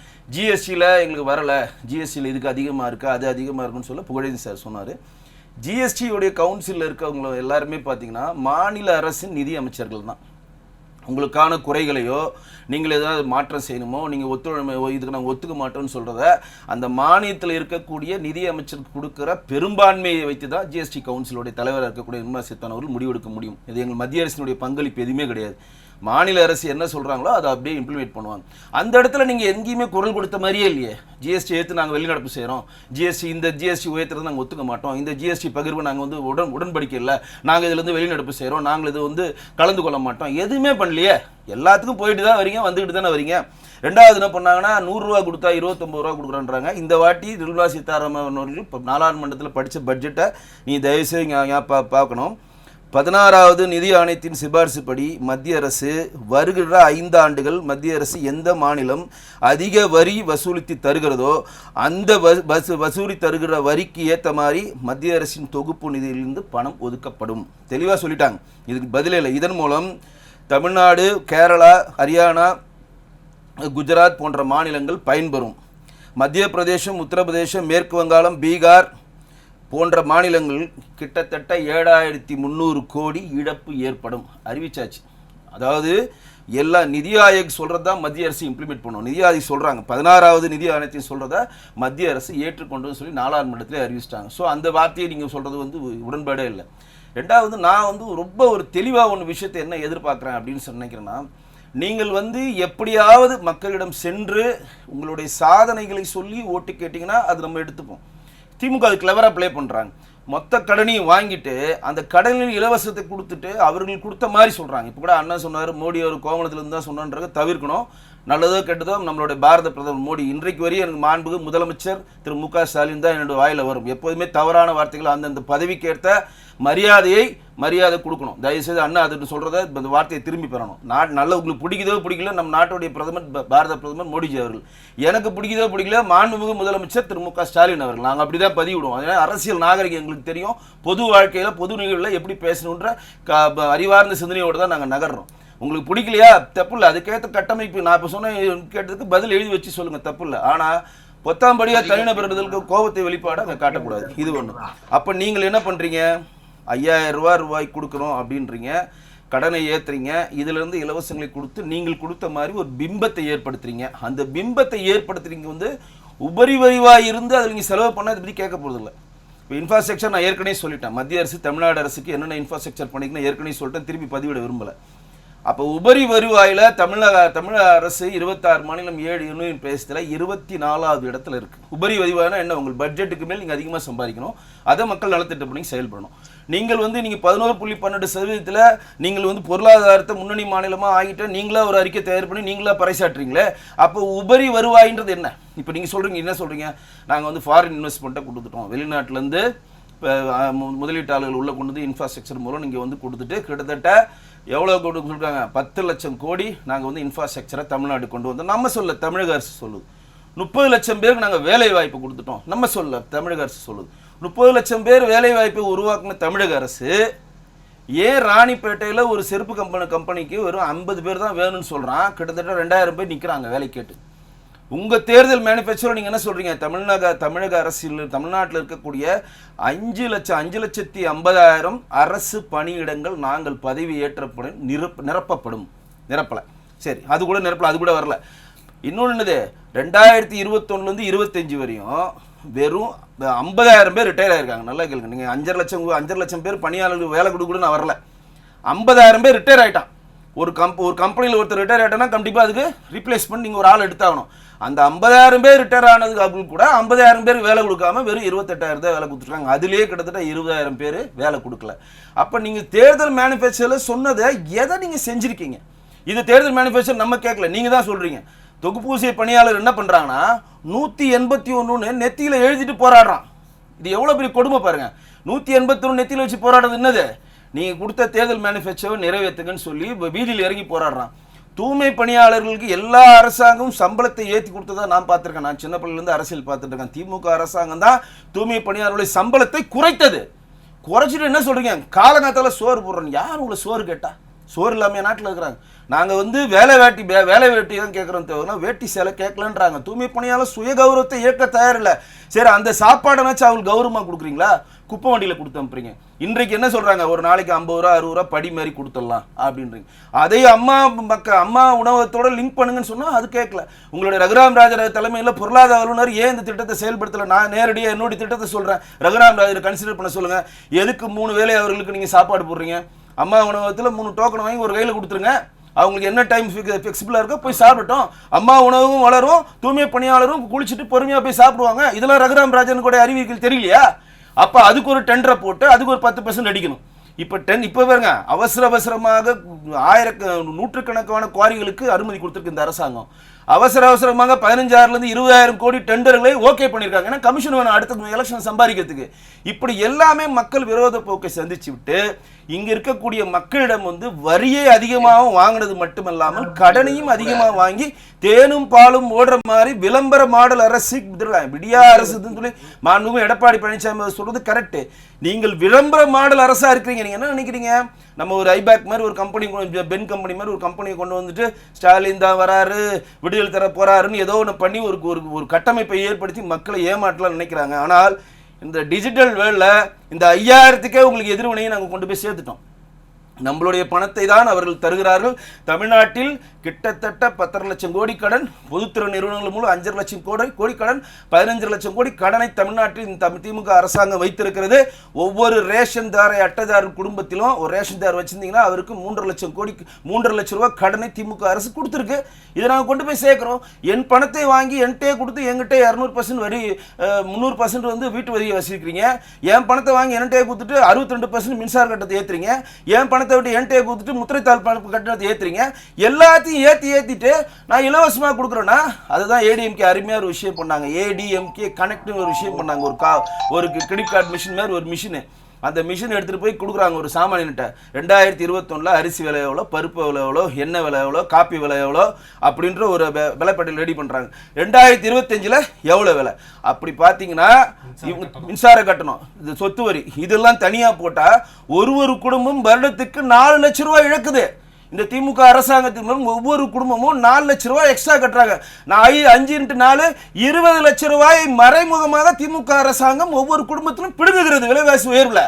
இதை தான் மக்களிடம் கொண்டு போய் சேர்க்கிறோம். இதை மறுக்க சொல்லுங்க பார்ப்போம். டேட்டாவா கொடுக்குறோம். நீங்க பை சொல்லலாம், ஏதோ மாங்காய் புளிச்சதோ இது புளிச்சதோன்னு சொல்லலை. 21 அரிசி விலை எவ்வளோ, 25 எவ்வளோ, 21 பருப்பு விலை எவ்வளோ, இது எவ்வளோ, பால் விலை எவ்வளோ. இவங்க திட்டத்தை நீங்கள் நிறுத்துறீங்க பாருங்க. மடிக்கடி நிறுத்துறீங்க, தாலிக்கு தங்கத்தை நிறுத்துறீங்க, எது நம்ம இது ஸ்கூட்டருக்கு மானியத்தை நிறுத்துறீங்க. இப்போ ஸ்கூட்டருக்கு மானியம் வந்து 5 லட்சம் பேருக்கு 25,000 ரூபாய் ஏடிஎம்கே அரசாங்கத்தில் கொடுத்தாங்க. முடிச்சிடறேன் ஒரே நிமிஷம். இப்போ ஒரு பெண்மணி போய் ஸ்கூட்டர் வாங்கினா 25,000 ரூபா கையிலேருந்து கொடுக்கணும். அது தனி செலவு. தாலிக்கு தங்க திட்டம் நல்லதே கிட்டத்தட்ட இன்னைக்கு தாலி எவ்வளோ, இன்னைக்கு ஒரு தங்கம் 1 லட்சம் ரூபா. நீங்கள் எவ்வளோ கொடுக்குறீங்க? வெறும் 36,000 ரூபா. அந்த திட்டத்தை நிறுத்தி 30,000 ரூபாய் கொடுக்குறீங்க. அப்ப தாலிக்கு தங்கும் திட்டத்துல 1 லட்சம் ரூபாய் பெருசா, 36,000 பெருசா? அப்ப இப்ப ஒரு கல்யாணத்தை ஒரு குழந்தை ஒரு பெண்மணி போய் பண்ணுனா 36,000 இல்லாமல் 60,000 கையில இருந்து பண்ணணும். அது துண்டா அந்த அமௌண்ட்டையும் சேர்த்து கிட்டத்தட்ட 5 வருடத்தில் தமிழ்நாட்டில் இருக்கக்கூடிய ஒவ்வொரு குடும்பமும் 20 லட்சத்தை தன் கையிலிருந்து கொடுத்திருக்கிறது. இதை மறுக்க சொல்லுங்க பார்ப்போம். சார் புகழேந்தி சார், இப்போ பொறுத்தவரைக்கும் தேர்தல் அறிக்கையில் சொன்னதை வந்து திமுக அரசாங்கம் செய்யவில்லை அப்படிங்கிற ஒரு பகிரங்க குற்றச்சாட்டு வைக்கிறாங்க. அது மட்டும் இல்லாமல் இந்த 5,000 ரூபாய் மகளிர் உரிமை தொகை கொடுக்கப்பட்டது மிகப்பெரிய அளவில் அதிமுக பாஜக வந்து அது ஒரு பெரிய ஒரு குற்றச்சாட்டை முன்வைக்கிறாங்க. இந்த பணத்தை பற்றின பொழுது திமுக இதை எப்படி பார்க்குது, நீங்க இதை எப்படி பாக்குறீங்க சார்? பாஜகவும் சரி, மற்ற அவங்களும் பாஜகவின் துணை போகின்றவர்களும் மிகப்பெரிய அளவிற்கு அதிர்ச்சியானார்கள். அவங்க ஏமாந்தார்கள். அவர்கள் போட்ட திட்டத்தை முறியடித்து விட்டார் முதலமைச்சர் என்று அவர்களுக்கு ஒரு விரக்தி. வேற ஒண்ணும் இல்லை. என்ன தெரியுங்கள, இப்ப தேர்தல் இருக்கும் பொழுது அந்த 3 மாதங்களுக்கு ஏழை எளிய நடுத்தர குடும்பத்து தாய்மார்களுக்கு சகோதரிகளுக்கு கிடைக்கிற அந்த 1000 ரூபாய் தொகையை நிறுத்துவதற்கு என்ன பிளானோ அதை போட்டுக்கிட்டு இருந்தாங்க. மத்திய பிரதேசத்துல ஒரு ஸ்கீமை இதே மாதிரியே வந்து கோர்ட்டுக்கு ஒருத்தர் விட்டு போட்டு நிறுத்தின மாதிரி தமிழ்நாட்டில் நிறுத்திட்டு இப்ப பேசுனாங்கல்ல, ரொம்ப ஆதாரபூர்வமா பேசுவது போல ரொம்ப சிறப்பா இருக்கும். நண்பர்கள் ரொம்ப பிரமாதமா பண்ணாங்க, ஆக்ட் பண்ணாங்க. நான் எதுக்காக சொல்றேன்னா, அதை பேசும்பொழுது தாய்மார்களுக்கும் சகோதரிகளுக்கும் பாத்தீங்களா திமுக அரசு கொடுத்ததை இப்ப நிறுத்திச்சு பாத்தீங்களான்னு பிரச்சாரம் பண்ணலான்னு திட்டம் போட்டாங்க. அந்த திட்டத்தை முறியடிக்கின்ற விதமாக இடையில தேர்தல் அறிவிக்கப்பட்டால் உங்களுக்கான உரிமை தொகைகள் நிறுத்தப்படும், அதுக்கான பிளான் பண்ணியிருந்தாங்க. அதை கிளீன் பண்ணி அந்த உரிமை தொகையை கொடுத்து அதற்கான இந்த காலத்து கோடை காலத்திற்காக 2,000 கொடுத்து 5,000 ரூபாய் அவர்களுடைய பேங்க் கொடுத்துருக்காரு. அதுல என்ன தவறு? ஏன் அது வேணான்றீங்க? அது அந்த மக்களுக்கு போகக்கூடாதான். தேர்தல் நேரத்துல பிரச்சாரம் எடுக்கலாம்னு இருந்தோம், நம்மளை வந்து இப்படி அடிச்சு விட்டுட்டாருன்னு அதைத்தான் எங்களுடைய இளைஞரணி செயலாளர் மாண்புமிகு துணை முதல்வர் என்னுடைய பாசத்திற்குரிய உதயநிதி ஸ்டாலின் மிக அழகாக சொன்னார். இவர்களுக்கு பேர் அதிர்ச்சி. அந்த அதிர்ச்சியிலே அவர்கள் உட்கார்ந்து கொண்டு எதையோ பேசுகிறார்கள். அதுதான் அதனுடைய உண்மை. நாம இன்னும் கூட என்ன சொல்ல வரோம்னா, அழகா இவங்க பேசுறது போறது என்பது நெருக்கடி. Union government, state government. Union government இன்னைக்கு சொல்லி இருக்கிறது எல்லாமே அப்படியே ஒண்ணு பாத்தீங்கன்னா, உதாரணத்துக்கு நம்ம சொல்லணும்னா நான் ஏற்கனவே சொன்னேன். ஆனா இப்ப இன்னொன்னு கூட உங்களுக்கு இப்பதான் பார்த்தேன் சொன்னேன். 125 நாட்கள் வேலை திட்டம். ஏழை ஏரியா கிராமத்துல இருக்கிற பாதுகாவத்திற்குரிய உழைக்கின்ற மகளிர் நம்முடைய சகோதரிகள் குடும்பம் ஒழுங்கா 100 நாள் வேலை திட்டத்தை வச்சுக்கிட்டு இருந்தா, காந்தி கூடாதுன்னு ஆரம்பிச்சு காந்தி பேர்ல இருந்ததானே ஒழிச்சு, அப்புறம் 125 நாள் 150 நாள் இவங்களா அறிவிச்சு, அதுல கூட பாருங்க 125 நாளுக்குன்னு இவங்க அறிவிக்கிறது என்ன தெரியுங்களா, 95,000 கோடி மட்டும் ஒதுக்கிட்டு இருக்காங்க. ஆனால் உண்மையில் என்ன ஒதுக்கி இருக்கணும் தெரியுமா? செய்யறதா இருந்தா 3 லட்சம் கோடி. இதை பொருளியல் நிபுணர்கள் எடுத்து சொல்றாங்க. ஆனா ஒதுக்கிட்டு நாங்க இதை செய்ய போறோம் அதை செய்ய போறோம்னு காந்தியினுடைய பெயரை மாத்திட்டு நாங்க இந்த பேர் வச்சிருக்கோம். இந்த மாதிரி தேவையில்லாத வேலைகளை செய்வதில் முன்னால் நிற்பது இவர்களுடைய யூனியன் கவர்மெண்ட், ஒன்றிய அரசு. நாம யாரையும் மரியாதை குறைவாக எல்லாம் பேசுறவங்க கிடையாது, எங்களுக்கு அது தெரியாது. இப்ப மாண்புமிகு நம்முடைய பிரைம் மினிஸ்டராக இருக்கிற மிஸ்டர் நரேந்திர மோடி அவர்கள் மூலமாக அவர்கள் சொல்லி இருக்கிற செய்திருக்கிற காரியங்கள் பலவற்றில் பார்த்தீங்கன்னா அவர் தான் அறிவிப்பார். அறிவிக்கின்ற பொழுது இது பாருங்க, இன்னொன்று கூட இப்பதான் பார்த்தேன், பழங்குடியினர் குழந்தைகள் எஸ்டி அப்படின்ற மாதிரி பழங்குடியினர் குழந்தைகளுக்கு ஏகலைவா பள்ளிகள் அங்க நடத்துறாங்க. ஏகலைவா பள்ளிகளுக்கு 7,000 கோடி என சொல்லிட்டாரு, அறிவிச்சாச்சு. 7,000 கோடி அறிவிச்சிட்டு பிறகு அதனுடைய ஒரிஜினலை எடுத்து பார்த்தா ரூபாய் 5 கோடி மட்டுமே ஒதுக்கீடு செய்யப்பட்டது. 7,000 கோடி எதுக்கு? விளம்பரத்திற்கு. நாளைக்கு அந்த மக்கள்கிட்ட ஓட்டு வாங்குறதுக்கு. நாங்க இப்படி பண்ணோம் இப்படி பண்ணோம் அங்க பண்ணோம்னு இங்க வந்து டபுள் இன்ஜின் ட்ரிபிள் இன்ஜின் சொல்லி வெறும் டப்பா இன்ஜினை எடுத்துக்கிட்டு இங்க வர்றதுக்கான வேலைகளை பார்க்கிறார்கள். ஆக இவர்களுடையது. அது மாதிரி பாலத்தை பற்றி நண்பர் சொன்னார், பாலம் கட்டினாங்க, அது புதுப்பித்து செய்கின்ற பொழுது வந்து கட்டுகின்ற பொழுது உடனடியாக அவர்கள் மீது நடவடிக்கை எடுத்து உடனடியாக வழக்கு பதிவு செய்து கைது பண்ணி உள்ள தூக்கி போட்டது நம்ம அரசு, திராவிட மாடல் அரசு. ஆனா இவங்களை பாருங்க, மோர்பி பாலம் கட்டி புதுப்பிச்சு பல கோடி ரூபாய் செலவு பண்ணி புதுப்பிச்சு விட்டா நடுவில் அறுத்து கீழே விழுந்தது. எவ்வளவு பேர் இறந்தார்கள். அதை விட அதுல மோசம் என்ன தெரியுங்களா, இவ்வளவு கோடி செலவு பண்ணி ஒரே வாரத்தில் அறுத்துக்கிட்டு கீழே விழுது. அந்த மோர்பி பாலத்தை பார்க்க மாண்புமிகு பிரைம் மினிஸ்டர் மரியாதைக்குரிய மாண்புமிகு பிரைம் மினிஸ்டர் நரேந்திர மோடி போறார். அதுக்கு அந்த கவர்மெண்டினுடைய இதில் அக்கௌண்ட்ஸ்ல ஒரு வருடம் கழிச்சு பார்த்தா பிரதமர் மோடி விசிட் செய்து அந்த இடத்தை பார்த்து விட்டு வந்தவருக்காக 3 கோடி ரூபாய் எதிர்க்கிறாங்க. என்னங்க இது? மக்களா? மக்களை பார்ப்பதா? இந்த மக்கள் அரசாங்கத்தை பற்றி மறந்துவிட்ட இவர்கள், நம்முடைய முதலமைச்சர் அவர்கள் மிக தெளிவாக என்ன நீங்க பண்ணாலும் சரி, இப்போ மகளிருக்கான இந்த திட்டங்கள் மூலமாக யாரு இவங்களுக்கு தான் அந்த பயம். மகளிர் உரிமை தொகை வருது, மகளிருக்கு பேருந்துல சலுகைகள் இருக்கு, அதே போல உரிமை பயணம் தான், அது உரிமை பயணம் தான், அதுல ஒன்றும் தப்பு கிடையாது. ஏழை எளிய தாய்மார்களுக்கு காலை உணவு திட்டம் குழந்தைகள். இன்னைக்கு இவர்களுடைய மாநில அரசு, அங்க இருக்கிற மாநில அரசுலாம் தமிழ்நாட்டை பார்த்து நம்முடைய முதலமைச்சரை பார்த்து ஆச்சரியப்பட்டு வியந்து போயிட்டு இதை எப்படி அவர் செய்யறாரு நாமும் செய்வோம் என்று நம்மை பின்பற்றுவதற்கு அவங்க எல்லாம் இப்ப கேட்டுக்கிட்டு இருக்கிறாங்க. அதை நீங்க புரிஞ்சுக்கணும். காலை உணவு திட்டமும் சரி, அதை போல புதுமை பெண்கள் அரசு பள்ளிக்கூடத்துல படிச்சு உயர்கல்விக்கு போனா மாதம் 1000 புதுமை பெண். அதே போல தமிழ் புதல்வன் மாணவனும் அரசு பள்ளியில் படித்து உயர்கல்விக்கு போனால் அவனுக்கு மாதம் 1000. நீங்க இந்த உயர்கல்வியில் படிக்கின்ற பெண்ணோ மகனோ ஆண் மகனோ யாராக மாணவனாகவோ மாணவியாகவோ இருந்தாலும் இவர்கள் தொழிற்கல்விக்கு போனால் முழுவதுமாக அரசு ஏற்றுக்கொள்கிறது. இதையெல்லாம் செஞ்சுட்டு இருக்கும்போது நான் என்ன கேட்கிறேன், எடப்பாடி இதுக்கு முந்தைய முதலமைச்சராக இருந்தார்ல, ஏன் இந்த மாதிரி ஸ்கீம்ஸ் எல்லாம் ஒரு ஐடியா கூட ஒண்ணுமே கிடையாதா? ஒண்ணுமே தெரியலையா? இல்ல எதுவுமே புரியலையா? ஏன் செய்யக்கூடாது?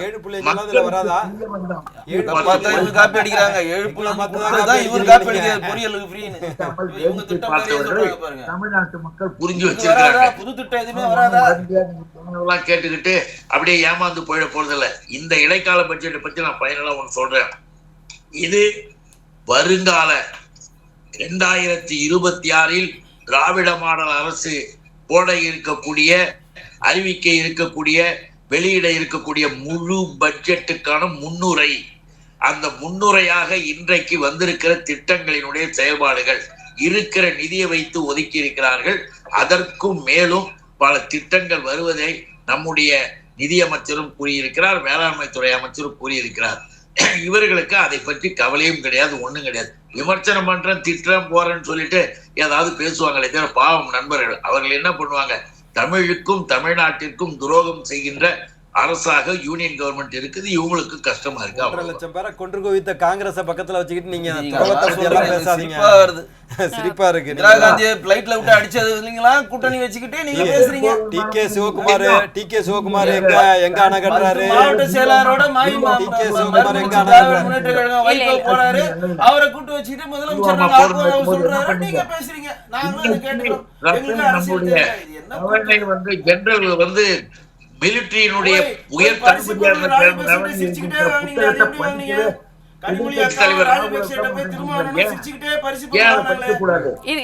மிக தெளிவா சீனாவோடு